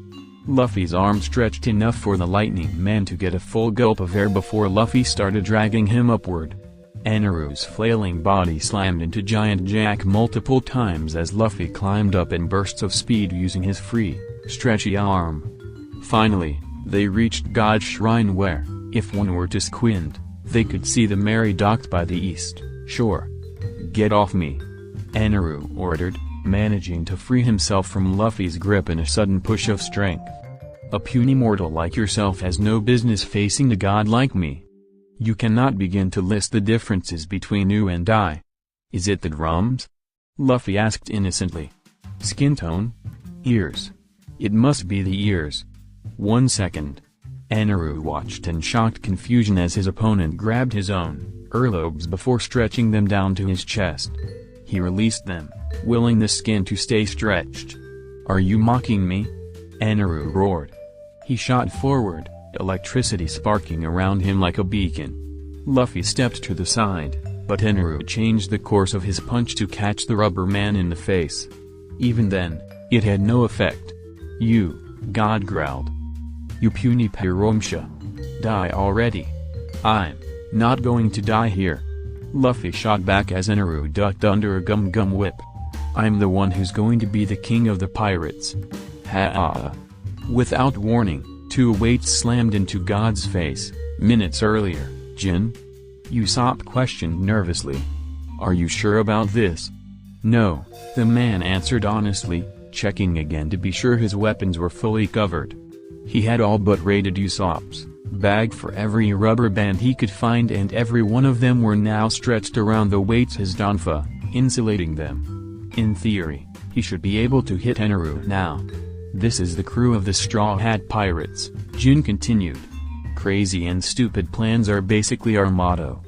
This might be the craziest, though," Usopp muttered. "It's even worse than the time Luffy tried to use himself as shark bait. You're the one who told him shark meat tasted better than regular meat. He believed me. Who does that?" Later, Jin finalized. In the distance, Eneru's powers surged, making him stand out to even the untrained eye. Jin backed up a few more steps, the suction cups on his shoes holding him on the deck. "Donna, how's the wind?" 15 miles per hour due east, the woman answered her, and Chopper hiding behind the mast. Sanji and Grace watched from the railing, neither of them speaking out against the man's insane stunt. "Are you really going to do this? Now or never," Jin replied. "Fire." With a snap, Usopp released the suction cup pads from the man-demon shoes, and the giant, makeshift slingshot Jin had forced him to set up shoved forward. 1 second Jin was there, the next he was gone. "You don't think I killed him, do you?" Usopp muttered. "He'll be fine?" Despite her words, Nami's voice didn't contain near as much optimism. Meanwhile, Jin was learning what it was like to break the sound barrier. And it was not a pleasant experience. His captain and God were growing closer every second. With effort, Jin forced both of his weapons in front of his face and trusted Usopp's aim. Ha! He slammed into Eneru with a battle call, making the DevilFruit user go flying away in a spray of blood. Most of his momentum transferred, Jin rolled to a stop. "Jin!" Luffy called happily as the man-demon stood. "What are you doing here?" "Please, Don," the man panted in response, his tonfa beginning to spin. "Let me fight God. I have to prove that you can depend on me. I have to prove that the crew can depend on I failed the first time, let me make it right. And it's only appropriate that a demon be the one to take down God, isn't it?" "Oh, 2 versus 1, huh?" Eneru stood, brushing bits of island cloud off himself and spitting up a wad of red spit. "That just makes the victory over you meddlesome blue sea dwellers that much sweeter. Go on, Jin." Luffy nodded, suddenly serious. Koby said, "You had a plan. You stupid mortal," Eneru sighed as Jin shot forward. "Do you not remember the last?" Jin's right tonfa slammed into Eneru's face, shoving him into the cloud they were standing on. "Overconfidence and arrogance are a dangerous combination," Jin growled. "They could cost you your life." "First the boy and now you?" Eneru cried. To believe that there was one person out there who could hit him without Sea Prism Stone was unbelievable, but finding 2 on the same day? That shouldn't be possible. "Just what are you?" "I'm a demon," Jin grunted, his headband shading his eyes. "I'm a demon in heaven who's here to kill God." "You insolent fool," Eneru tried to laugh off. "You think you have the power to kill a true god like me?" "I don't know if there is a true god," Jin responded. "If there is, I guess then there's a devil, too. Tell him hello when you get to hell so I can ask him where you are when I get there, too." You. Eneru couldn't think of something to say. Jin smiled and a shudder ran down God's back. The look in the pirate's eyes had changed. They'd been determined before, but when he smiled, his eyes lost all sanity. It was like he was actually becoming a demon. "You have threatened my nakama," Jin began, a creepy grin stretching over his face. "You wish to destroy this land, killing us along with the natives. You have taken a friend hostage and have caused the deaths of many people. In the name of my captain, Monkey D. Luffy, the future king of the pirates, I sentence you to death. May you rot in hell." Jin shot forward. Eneru's eyes widened as he jumped away from the man's first downward swing. There must be something wrong. He couldn't read this man's mind. Well, he could, but there was nothing there about what moves he was going to make. Kill. Smash. Murder. Fun. This human's mind was like nothing Eneru had ever thought possible. He was acting on instinct, but it was like there was some sort of supernatural force driving him. The man who claimed to be God only barely avoided this man's wild and unpredictable movements. If Eneru had had his staff, it would have been a different fight, but he left its broken pieces in the ruins of Shandora when the rubber man had a chokehold on him. This is fun, Jin thought, his maniacal smile widening that much more as he finally caught Eneru's left arm with a spinning strike. The Logia cried out in pain. And it was music to the man-demon's ears. He loved it when his enemies screamed. He loved it when they begged for mercy or pleaded for their lives. They were so helpless. But that wasn't what he wanted. Oh, no. He wanted a fight. A real fight where he could beat his enemy, someone who had threatened his crew, into a pile of goo and flesh and broken bones. Jin laughed madly and Eneru recoiled away from him. The things the lightning man's mantra was picking up from this man were terrifying. Elthor. God yelled, firing a beam of blue lightning at the crazy pirate. Jin ducked around and rolled, avoiding the deadly attack without a shred of thought. Oh, yes. Jin laughed, spinning around to hit Eneru in the stomach with his left danfa. The DevilFruit user doubled over, spitting blood on the white clouds they were standing on. Jin stomped on the man's back, pressing him flat into the island clouds. 10 million volt Eneru began. The man-demon didn't let him finish, slamming his right tonfa into the back of God's head. The rubber bands forced the Logia back into his human state and dispersed the built-up electricity into the surroundings. Jin giggled happily as he felt the shock run through his body. Pain was wonderful. You little rat, Eneru spat. You won't be needing these where you're going. Jin all but sang. He brought his tonfa up and down before the DevilFruit user could react and broke both rods holding the drums on Eneru's back. Jin smacked them away, leaving them to tumble off the edge of clouds. It was slowly dawning on Eneru that this was a fight that he couldn't win. Please, he tried to beg. I'll give you whatever you want. You want gold? I have plenty. Or women? You could have any of the women from Skypiea. Or maybe you want the golden belfry of Shandora? It can be yours. If we want those, Jin smirked, leaning down so his breath brushed against God's ear, his rubber-covered tonfa pressed into the so-called God's back. Then we'll take them after you're dead. You. Eneru locked his eyes on Luffy as Jin straightened back up. You're this beast's master, right? Please, tell him to spare me. Jin. Luffy said in an emotionless voice. Yes, Dawn? Instantly, the man's battle craze receded until it was only a nagging itch in the back of his mind telling him to crush every bone in Eneru's body one by one. Do whatever you want. I want to kill God. Jin brought his tonfa down, pulverizing the island clouds below him. Eneru was staggering away several feet in front of him where he had used the last of his strength to zap forward and avoid the attack. The endless worth, Eneru quietly cried, a single tear falling from his eye as he stretched an arm out toward the moon. He was empty and was lacking his weapon, his electric drums, and his arc maxim. All of them were too far away to be of any help, and without the arc maxim, he couldn't activate Despia or the Rygo. He had wasted his power on foolish shows during the death game and was drained. 1. He was doomed. Oh, no you don't. The man-demon chucked his right tonfa forward, the rubber-covered iron ball slamming into the back of Eneru's skull. There was a sickening crack as God went down. Jin shuffled unevenly toward his downed foe with a mad smirk, slowly increasing the speed of his remaining weapon. Eneru was unconscious when Jin reached him. Eneru was dead long before he left. The pirate stood over what was left of the corpse of the man who had threatened to destroy the Sky Islands. Blood was everywhere, splattered over the clouds, dripping from the weapons, and staining Jin's clothes. Rationality slowly returned to the man's mind as he realized that he'd just revealed his darkest side in front of his captain. Don Luffy, Jin stuttered as his thoughts returned. He dropped his weapons and backed away from the mangled corpse. You must hate me now. Why would I hate you? Luffy questioned, moving toward his friend. No. Stay back. I'm a monster.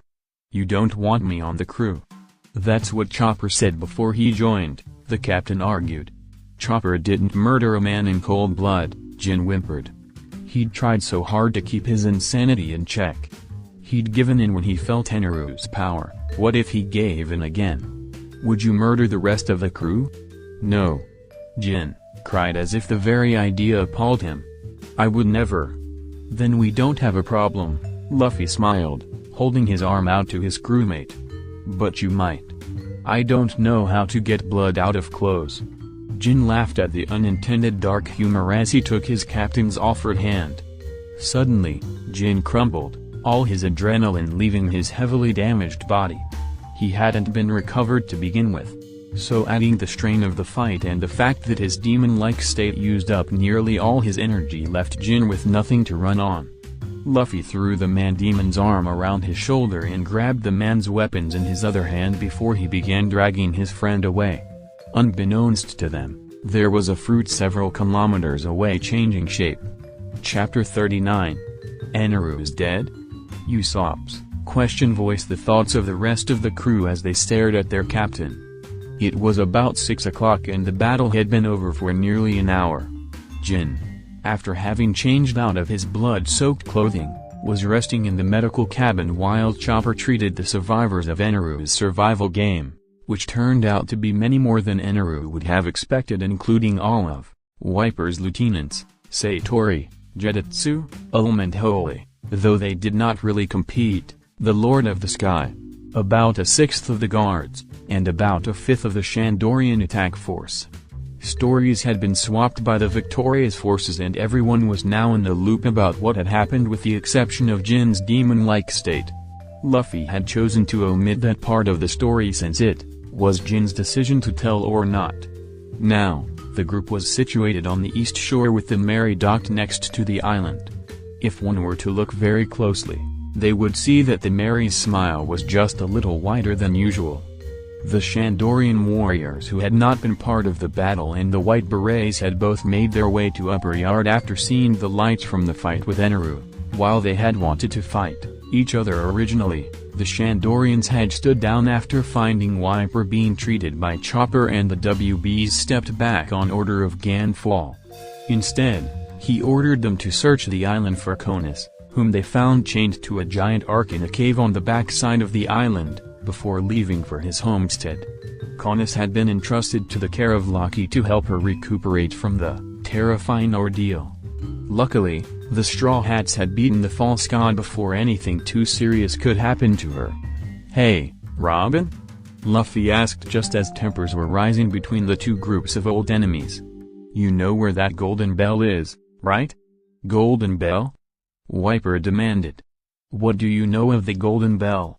"Yes, I do," Robin told her captain. "The golden belfry of Shandora is on one of the clouds floating around the top of Giant Jack. What are we waiting for? I'm gonna go ring it." "What right do you have to ring the golden belfry of Shandora?" Wiper growled. "It's no use arguing with him," Grace muttered. "If he says he's going to do something, he does it," Usopp agreed. "Besides," Koby butted in, "we met a man in the Blue Sea before we got here whose ancestor discovered Shandora before it was flung into the sky.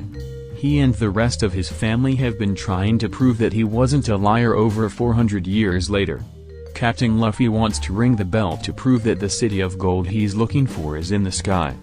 Wiper paled. "What is the name of this man you met?" "Montblanc Cricket," Robin answered. Tears rose in Wiper's eyes and he turned away to hide them. Wiper got out. "We know of this adventurer whom you speak of. Montblanc Noland was a friend of our greatest warrior, Calgara." "What a scene," Ganfall chuckled as he and Pierre landed. With them was a bandaged Pagaya who ran to hug his daughter. "Old night guy," Luffy shouted. "Take me to the top of the beanstalk." As the captain talked with the former now once again god, Pagaya and Konis approached Nami and the others. "Oh, Miss," Pagaya called. "Miss Nami? I brought you something." From behind his back, the Skypian produced a new, rebuilt waver. It was smaller than it had been, probably so he could carry it on the flight, and the handle now folded down over the base. "While I was injured, I needed something to occupy my time. This was the result." "Thank you, Pagaya." Nami accepted the gift with happy eyes. "Be careful, though," the man warned. Jet dials went extinct just over 200 years ago, yet there was one on this waver, so it is much more powerful than average. "I'm going to ring that bell," Luffy yelled happily, having apparently convinced Ganfall to give him a ride up. "Who's coming with me?" "I will go," Robin said. "It would be an archaeologist's dream to see something like the bell." "I will, too," Koby added. I must go, Wiper grunted. As the descendant of the great warrior Kalgaro, it is my duty to be there when the bell is rung once more. And I'm going to go get all of that gold on the Arkansas. Nami's eyes lit up as she said that. Zoro, you're coming with me. I need a gold-cutting mule. Damn witch. Just as they were leaving, Wiper ordered the other Shandorians to round up the living priests and to banish them to a drifting cloud. The White Berets made no argument. So this is it, Robin marveled. She, Luffy, Coby, Ganfall and Pierre, Wiper, and the Shandorian chief stood before the golden belfry of Shandora. In the center of the base was a poneglyph, two of its corners overgrown with moss and vines.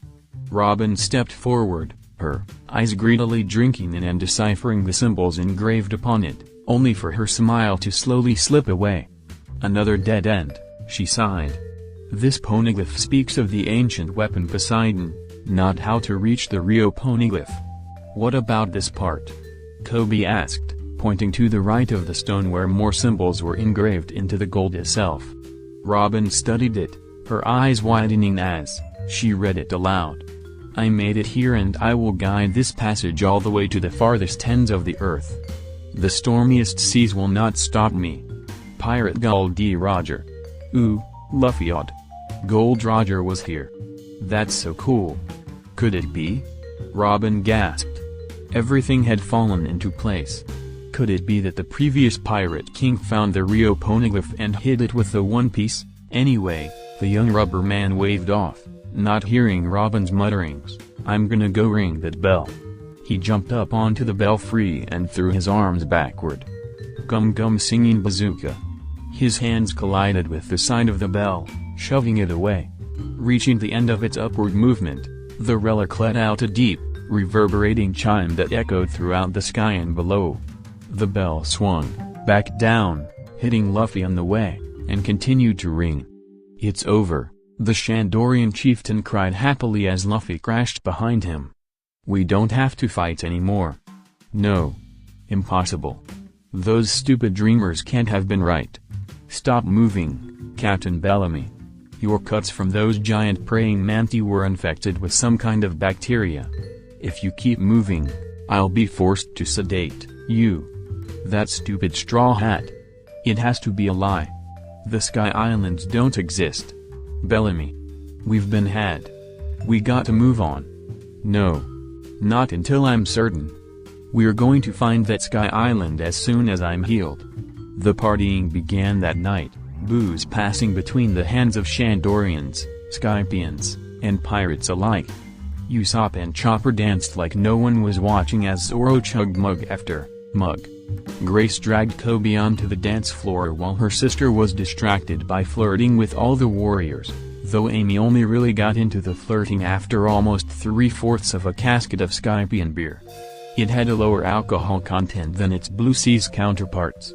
Luffy had stopped inhaling food for the moment since he had eaten everything available and Sanji was in the process of making more. Nami snuck over behind him and swiped his hat. Hey! He called, chasing the girl as the others laughed before they returned to their own activities. Few of them noticed that the girl led her captain away from the festivities. Nami! Luffy yelled as the mare came within sight. Give me back my hat. The girl waved his treasure tauntingly as she jumped onto the deck of the ship. She wasn't worried about waking Jin since Chopper had said he wouldn't wake up for 4 days. Even by the Straw Hat standard, he still had a day and a half at least. You have to catch me first. The navigator darted into the girl's bedroom as Luffy landed on the ship. He chased after his thieving girlfriend, throwing the door between them open. The only lighting in the room was from a flickering candle acting as a substitute for the dying evening light. Nami was facing away from Luffy with his beloved hat on her head, the image causing Luffy to freeze as he started to hear his own heartbeat. She undid the last button on her beach shirt and tossed it aside, leaving her in her pants and bikini top. Nami? Shhhh, the girl whispered, suddenly in front of him. With her right hand pressing its pointer finger over the rubber man's lips, her left shut the door to the outside world. You were amazing out there, Luffy. You know that? I'm not sure it was that amazing, Luffy responded bashfully, his face coloring as their close proximity drug up the memory of Usopp being forced to give him the talk back in Alabasta. I think it was, Nami whispered huskily, rising onto her toes to be, I with the devil fruit user. I think you deserve a reward. Nami, are you sure about this? The captain's heart was doing flips inside his chest, and his voice showed it. As sure as I'll ever be, Nami smiled. She closed the distance between them, catching Luffy in a passionate kiss as she dragged him further into the room. They didn't return to the party that night. Or that morning. The party lasted 4 days and nights. Nami had been walking bow-legged on the second day, but she waved it off as twisting her ankle on a rock. Even with her lie, Robin's eyes told her that she knew what had happened. Amy also seemed to know, and she decided to keep the information as blackmail. Luffy remained unchanged save for the fact that he more freely flirted with Nami in public and showed more displays of affection. This was, of course, after an extremely pissed-off Sanji kicked him for no reason and only I felt like it, as an excuse. Jin woke up on the second day and, though he was severely weakened from the fight, he refused to miss the fun and made do with a cane and a promise to Chopper to rest after they left. That day was actually interesting in more ways than one since Nami discovered a strange fruit in her tangerine trees.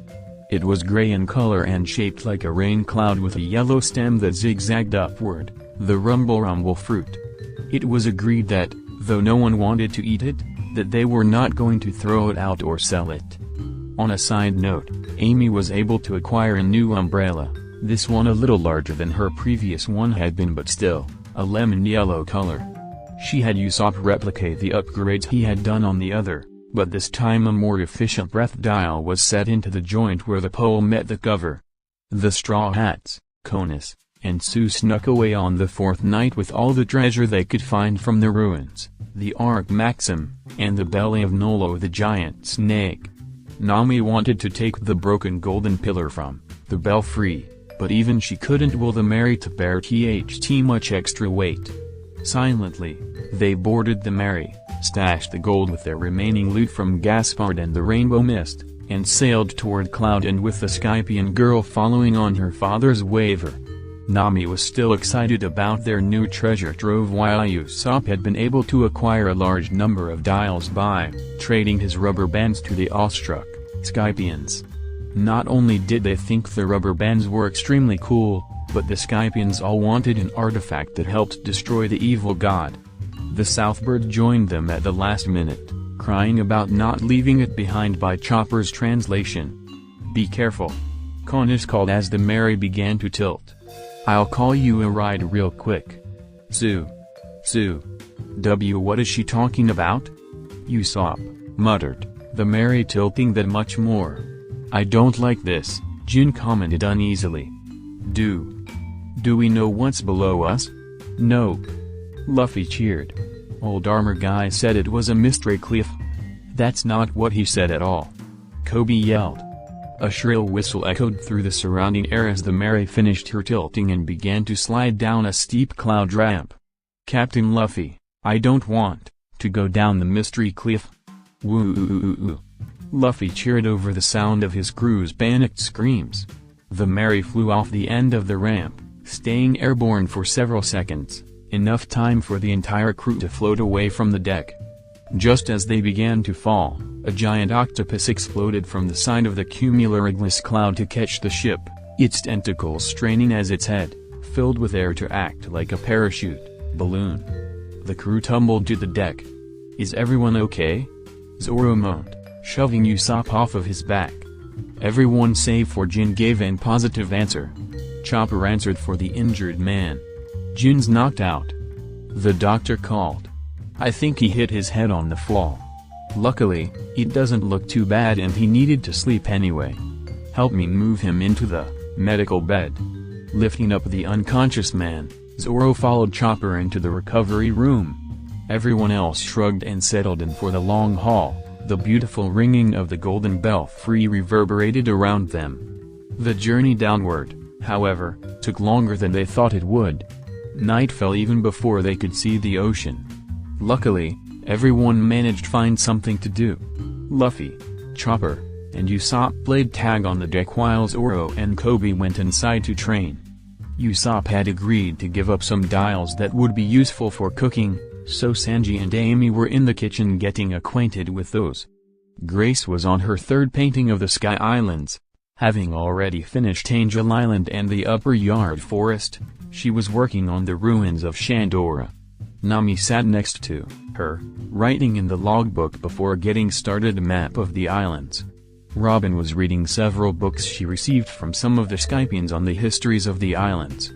Jin was still sleeping, the rumble fruit on his bedside so he could be a last line of defense if someone attacked them. The octopus slowly deflated as the blue sea drew closer, finally losing the last of its air. About 300 meters up. It probably would have deflated faster if Luffy had jumped on it like a trampoline like he had wanted to, but Nami had reeled him in with the argument the Mary probably wouldn't be able to handle that much speed if it popped. Either way, their landing was still sudden as they splashed down in the center of an extinct volcano. Ow! Usopp whined, holding his head from where he'd crashed into the mast upon landing. Chopper's fall was cushioned by the sniper's body. Amy-chan. Sanji called from the kitchen. It seemed that she'd fallen through the floor again like she had during the dead-end race, having increased her mass to keep her feet on the floor. She was only a little bruised. Her sister, however, was disappointed as the fall had caused her to spill red paint on her painting of the ruins, the paint appearing to look like fresh blood. "Is everyone alright?" Koby asked as he and his master stepped out from below deck. Everyone, save for Jin, called an affirmative to show that they were all more or less unharmed. That was before the spotlights began to center on the Mary. "Is everyone alright?" Koby asked as he and his master stepped out from below deck. Everyone, save for Jin, called an affirmative to show that they were all more or less unharmed. That was before the spotlights began to center on the Mary. "We have you surrounded," a Marine called through the base's loudspeaker. "Surrender, Straw Hat Pirates.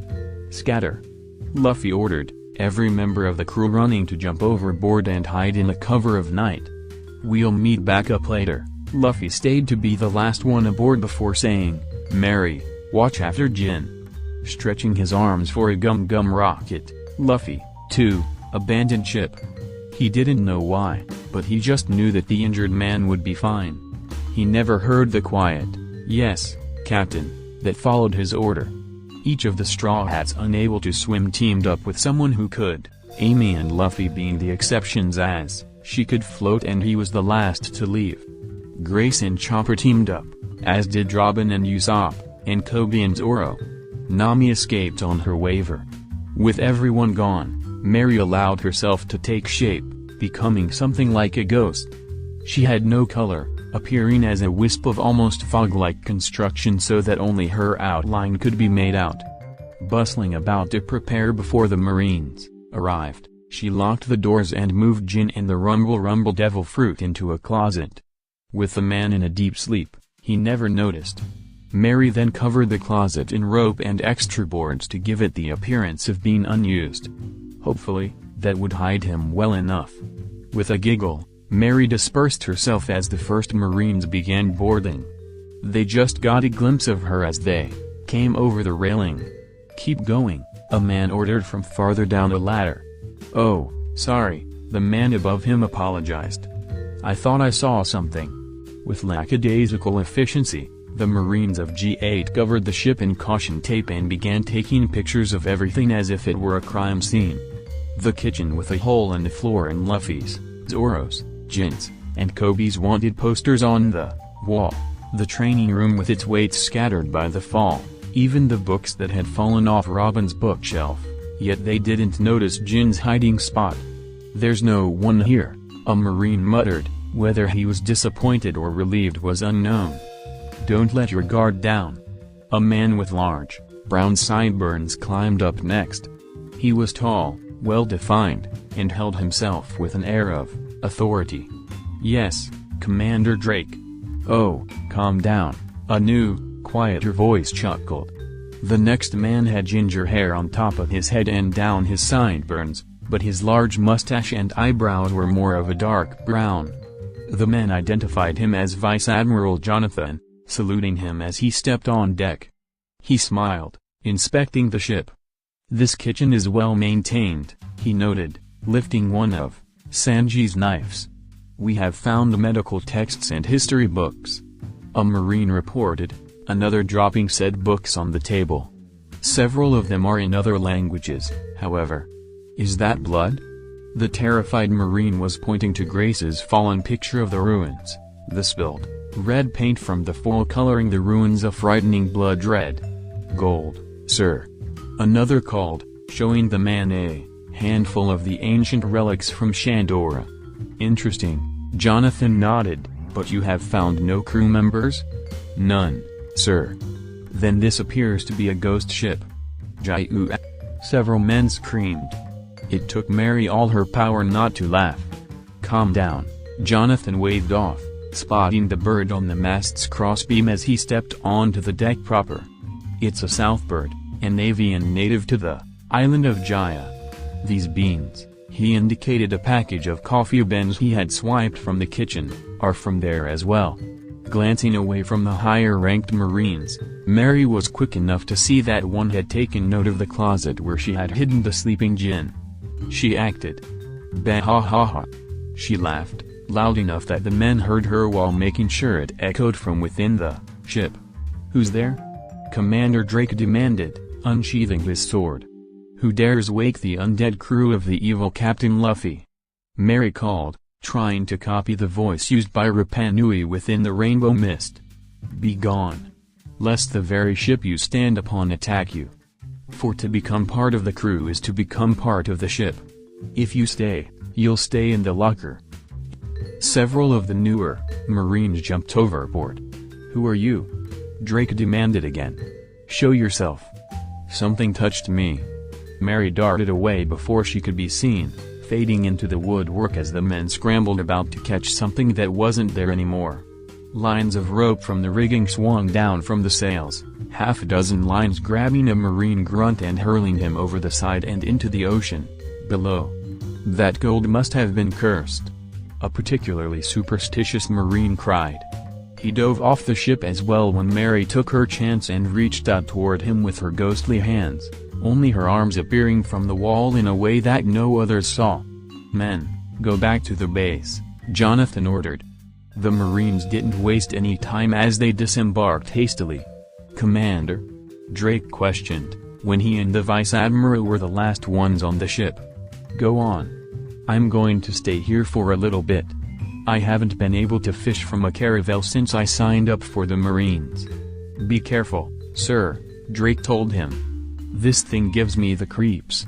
With that last statement and a wary glance at the ship, the lieutenant commander disembarked as well. Pulling out a fishing rod, Jonathan cast it out and leaned against the railing. "Was that really necessary?" he asked, certain that someone or something could hear him.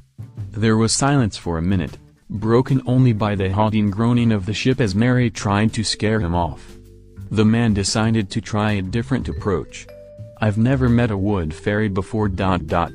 so you know what I am," Mary sighed, her outline stepping out from behind the mast as the creepy groaning stopped. "That takes the fun out of it." "So I was right."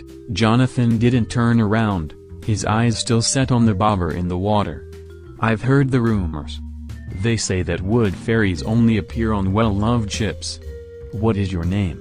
"I'm the Going Mary," the wood fairy answered with a smile, "but you can call me Mary."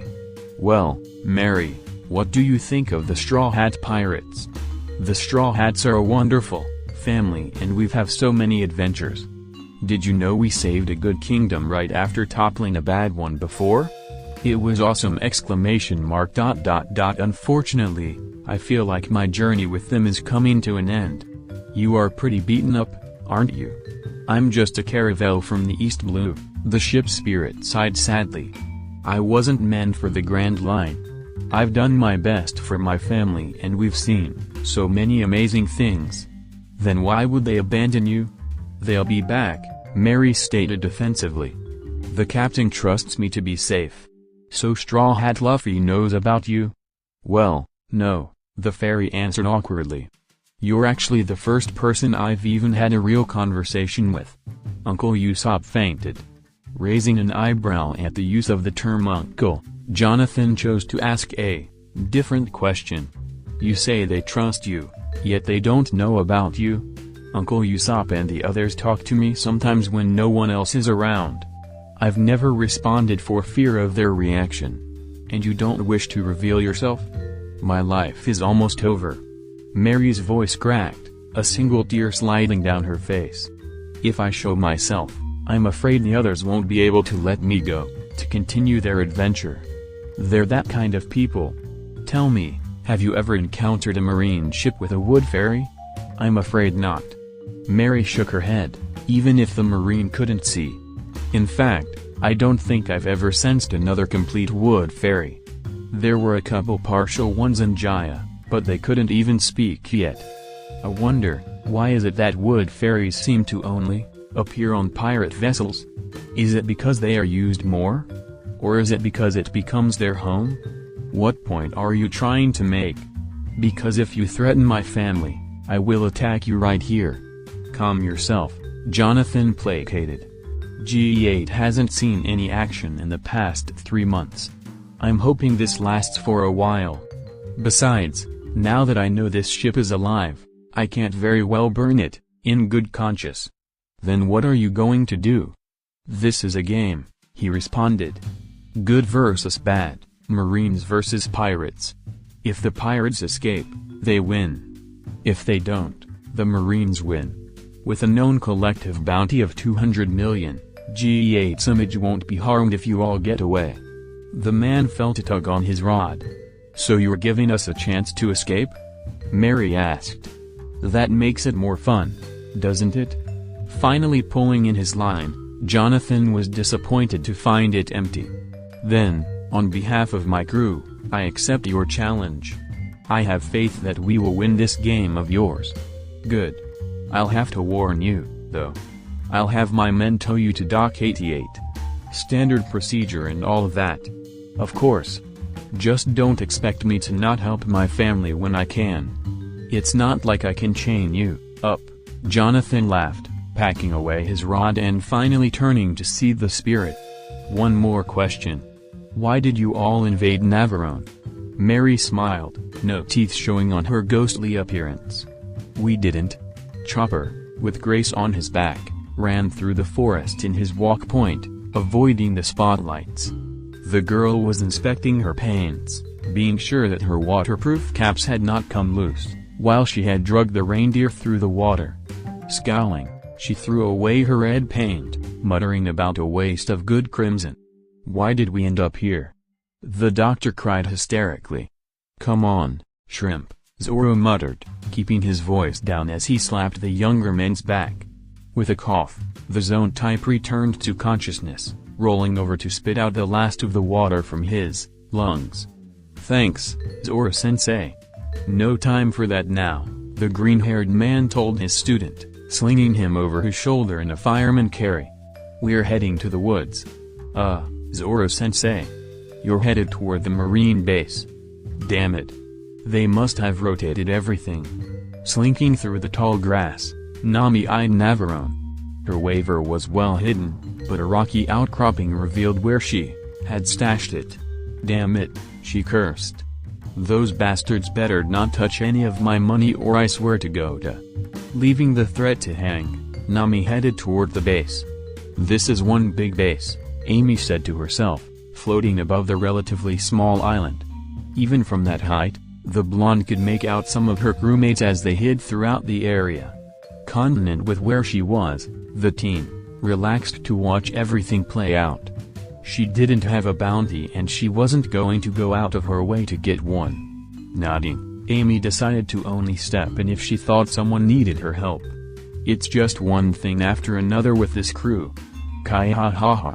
End of chapter 62. Crew confusion, jobs, said after Alabasta, it was an average day aboard the Going Merry, or at least, as average as a band of pirates like the Straw Hats who were sailing through some of the strangest waters in the world, could get.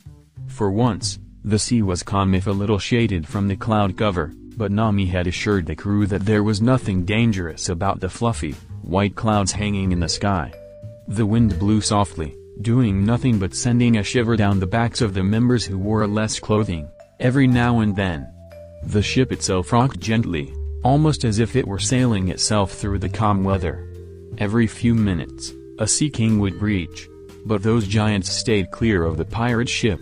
It was too small to even be a snack for them. "Hey, Captain Luffy?"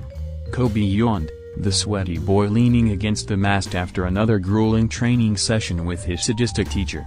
They had only gotten worse for the pink-haired boy after he ate his own devil fruit, since zones were notorious for having amazing composition and durability, something that Zoro took full advantage of when playing Wei Mean, training his young punching by Mean student. "Captain Luffy? What?" The captain blinked, having not heard Koby the first time from where he was seated on his self-declared captain's seat. "I have a question." "Okay. What's my position?" Luffy opened his mouth immediately, and "Don't just say I'm not, comma," and closed it, a confused look on his face. "What position do you want?" the raven-haired teen finally asked. "That's not for me to decide." Koby shook his head. If he had glanced around, he would have noticed that Jin, Amy, and Grace were now eavesdropping on the conversation. "You're the captain.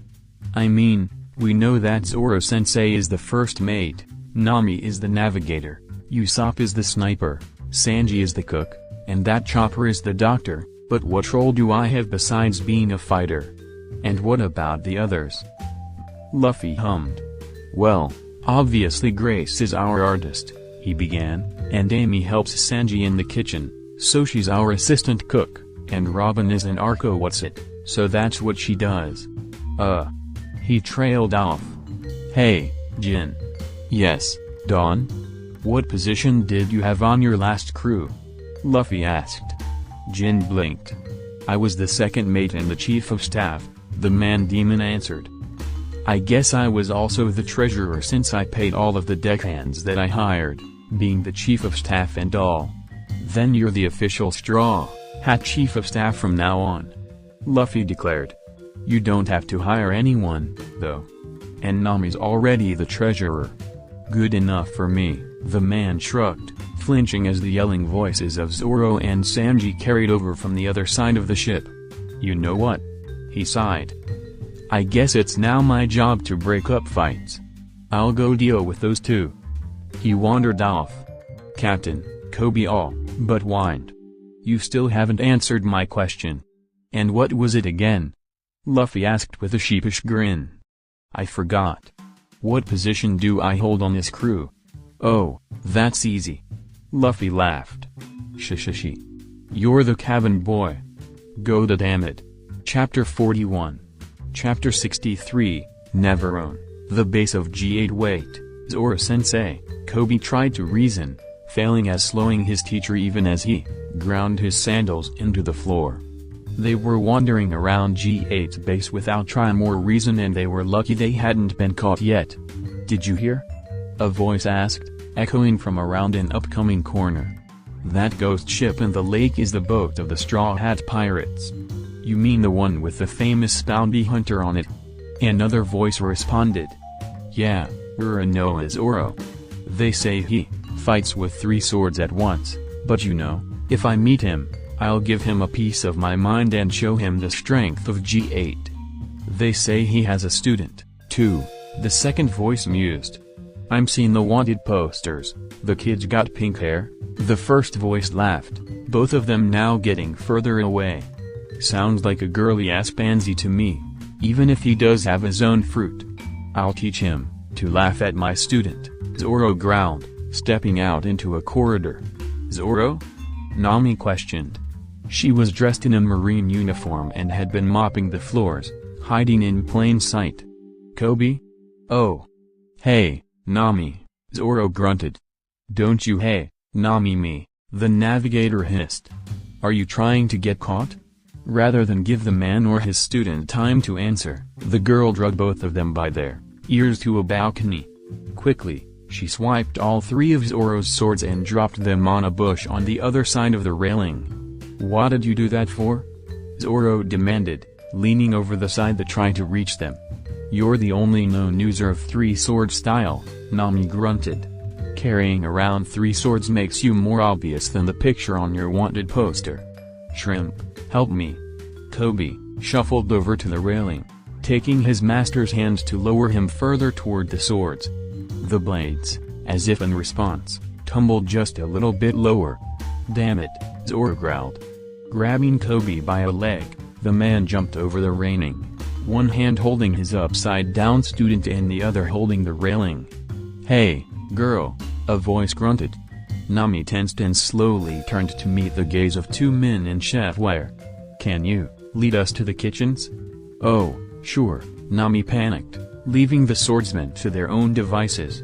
Not 10 seconds later, Zoro lost his grip on the railing, him and his student tumbling down the cliffside and into the water.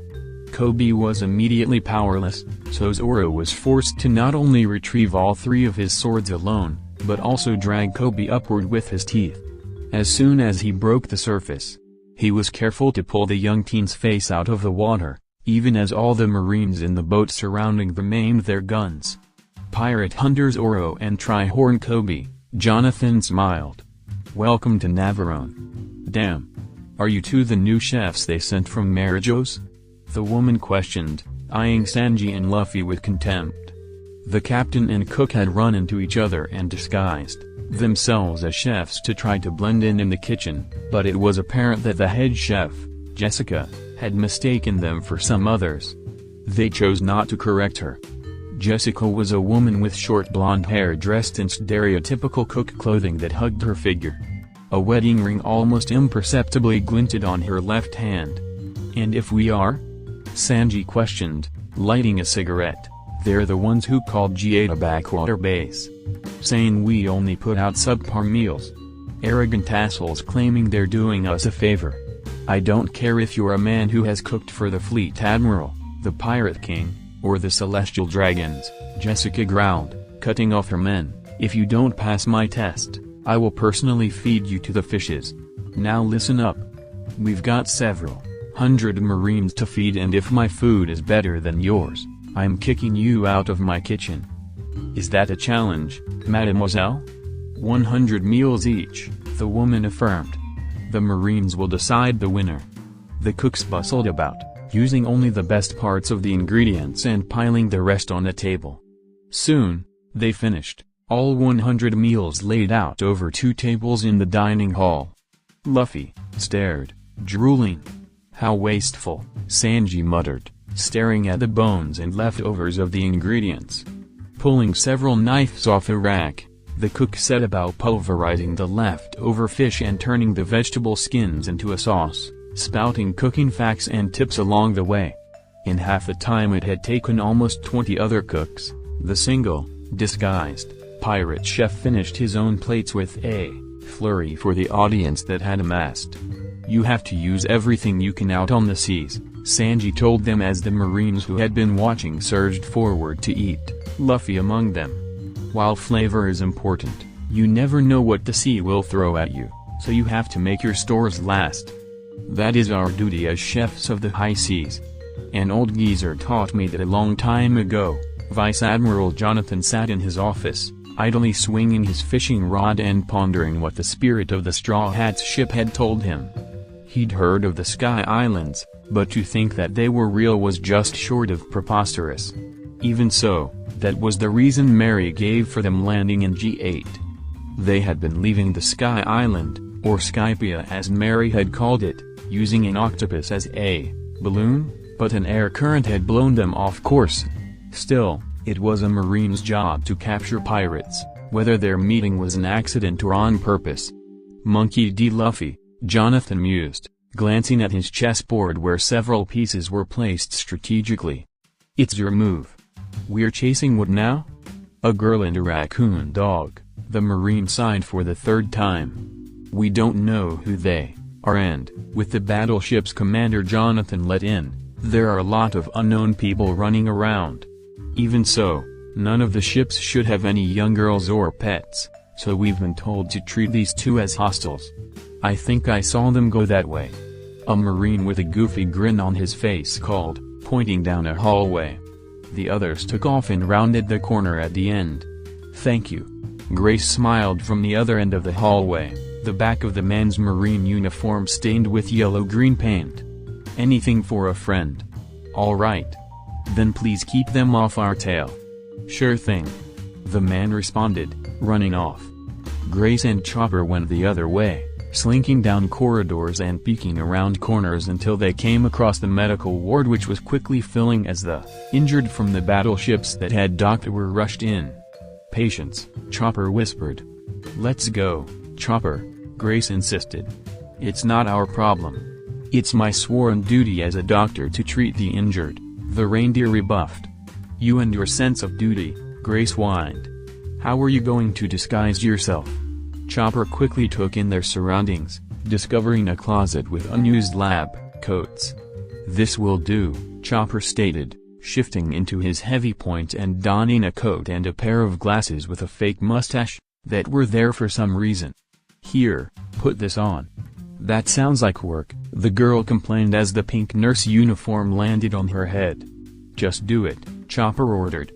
Grace sighed before covering her ordinary clothes with a slightly too big uniform. Normally, Chopper was the shortest member of the crew, but when he went into his heavy point, he became taller than as Grace. They approached the medical ward. No, a woman's voice denied from inside, I can't do it. I'm a children's doctor, not a surgeon. These patients need you, a nurse insisted. They need someone. Chopper barged in and instantly began barking out orders. It took a second for the surprised nurses to react, but they moved to answer his demands. And get the critically injured prepped for surgery, Chopper finished. Chopper? Nami questioned, now in a nurse's outfit. Grace. What are you two doing here? This guy just had to save the Marines, Grace huffed, and I don't know where my big sister is. I don't know who you are, the head doctor, a thin woman with purple hair, got out, but I'm glad you showed up when you did. I can't stand the sight of blood. You're a doctor and you can't stand a little blood? Nami asked incredulously. I'm technically a children's physician, the woman responded, but due to several factors, I'm the only doctor here right now. Listen, doctor. Chopper trailed off. Kabato. Dr. Kabato, the reindeer continued. My teacher used to tell me a story when I was her apprentice. There was one a man whose doctors told him he had an incurable disease and that he didn't have long to live. Distressed by this, the man set out to see the world and try to find a cure. One day, on a mountain pass, the man found himself surrounded by beautiful cherry blossoms. When next he went to the doctors, they told him that his disease was miraculously cured. The moral of this story is that nothing is incurable, you just have to find the right cure. 1. Doctor. The nurses called. The patients are prepped. Do you think I can show those men the cherry blossoms? Dr. Kabato whispered. Only if you can find your own first, Chopper replied. Nami, Grace, let's go. You want us to help? Nami questioned. She knew nothing about surgery. More work? Grace whined. I'll tell you what to do, come on. Yes, Dr. Kabato added, steeling herself. Let's go. I'll ask you one more time, Drake growled, hoisting Zoro up by his head. Why are you pirates here? I told you, the swordsman spat back. We fell from the sky. We didn't mean to land here. If you keep lying, your student here is going to suffer.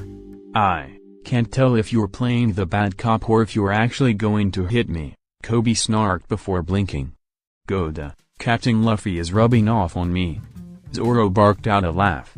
That was a good one, Shrimp. Do you pirate scum ever take anything seriously? Drake demanded, lifting Koby up by his neck. The sea prism stone chains clattered as the young ex-marine hopeful was lifted up until he was eye to eye with the officer who was a whole head taller than him. Very rarely, the rosette got out. I blame our captain. Luffy doesn't care about much, Zoro agreed. I've seen him serious 2 times, before beating Arlong and before beating God. What's this about beating God? Drake questioned, dropping Koby with a thump and a rattle. Was it 5 days ago? Zoro asked, turning his eyes to his pupil who was trying to sit up through the weakness caused by the chains. Koby shook his head, unable to see clearly without his powers or glasses. Yes, Zoro-sensei. We killed God Eneru 5 days ago. We spent 4 of those partying with the angels. Do you 2 filthy pirates really expect me to believe that your captain actually killed God? It wasn't our captain, Zoro corrected with a smirk. It was our tattoo artist. Drake scowled as he kicked the man in the stomach, forcing the air out of him. Zoro wheezed, preparing for the next blow, but it never came. Commander Drake. A Marine called, running down to salute by the cell. An unknown doctor is performing surgery on the wounded Marines from the battleships. Then it seems we've found our 3rd straw hat, Drake smirked. Jin groaned, swimming into consciousness. His back was stiff and several somethings were poking him. Opening his eyes, the man-demon found himself stuffed in a closet with a sliver of light flowing in from the top of the door. On the shelf to his left, just within the range of the beam of light, was the rumble fruit they'd acquired. Why he was in a closet, Jin had no idea. There were several scared voices outside. Have you heard what they were saying about this ship? Rob told me there were ghosts haunting it. Don't say that, the man's partner snapped. You know I hate ghosts. I heard, the first man continued, that the spirits reached for Shuko and tried to drag him to the underworld. Stop it, John. In response, John laughed. Have you gotten word from the guys in charge of getting the gold from the storage rooms? Yeah. They have this big sheet they're trying to fill so they don't have to make as many trips, but they keep claiming that the treasure moves back to the pile as soon as they turn their backs. I think they're just being lazy. Maybe the gold really is cursed, the second voice shivered. Coming back to his senses, Jin tried to stand from where he was leaning on the shelves, but the shelves weren't sturdy enough and gave out under the extra force. The man-demon tumbled to the floor with several mops, brooms, and likewise falling on him. The devil fruit landed on his chest as the voices outside went quiet. What was that?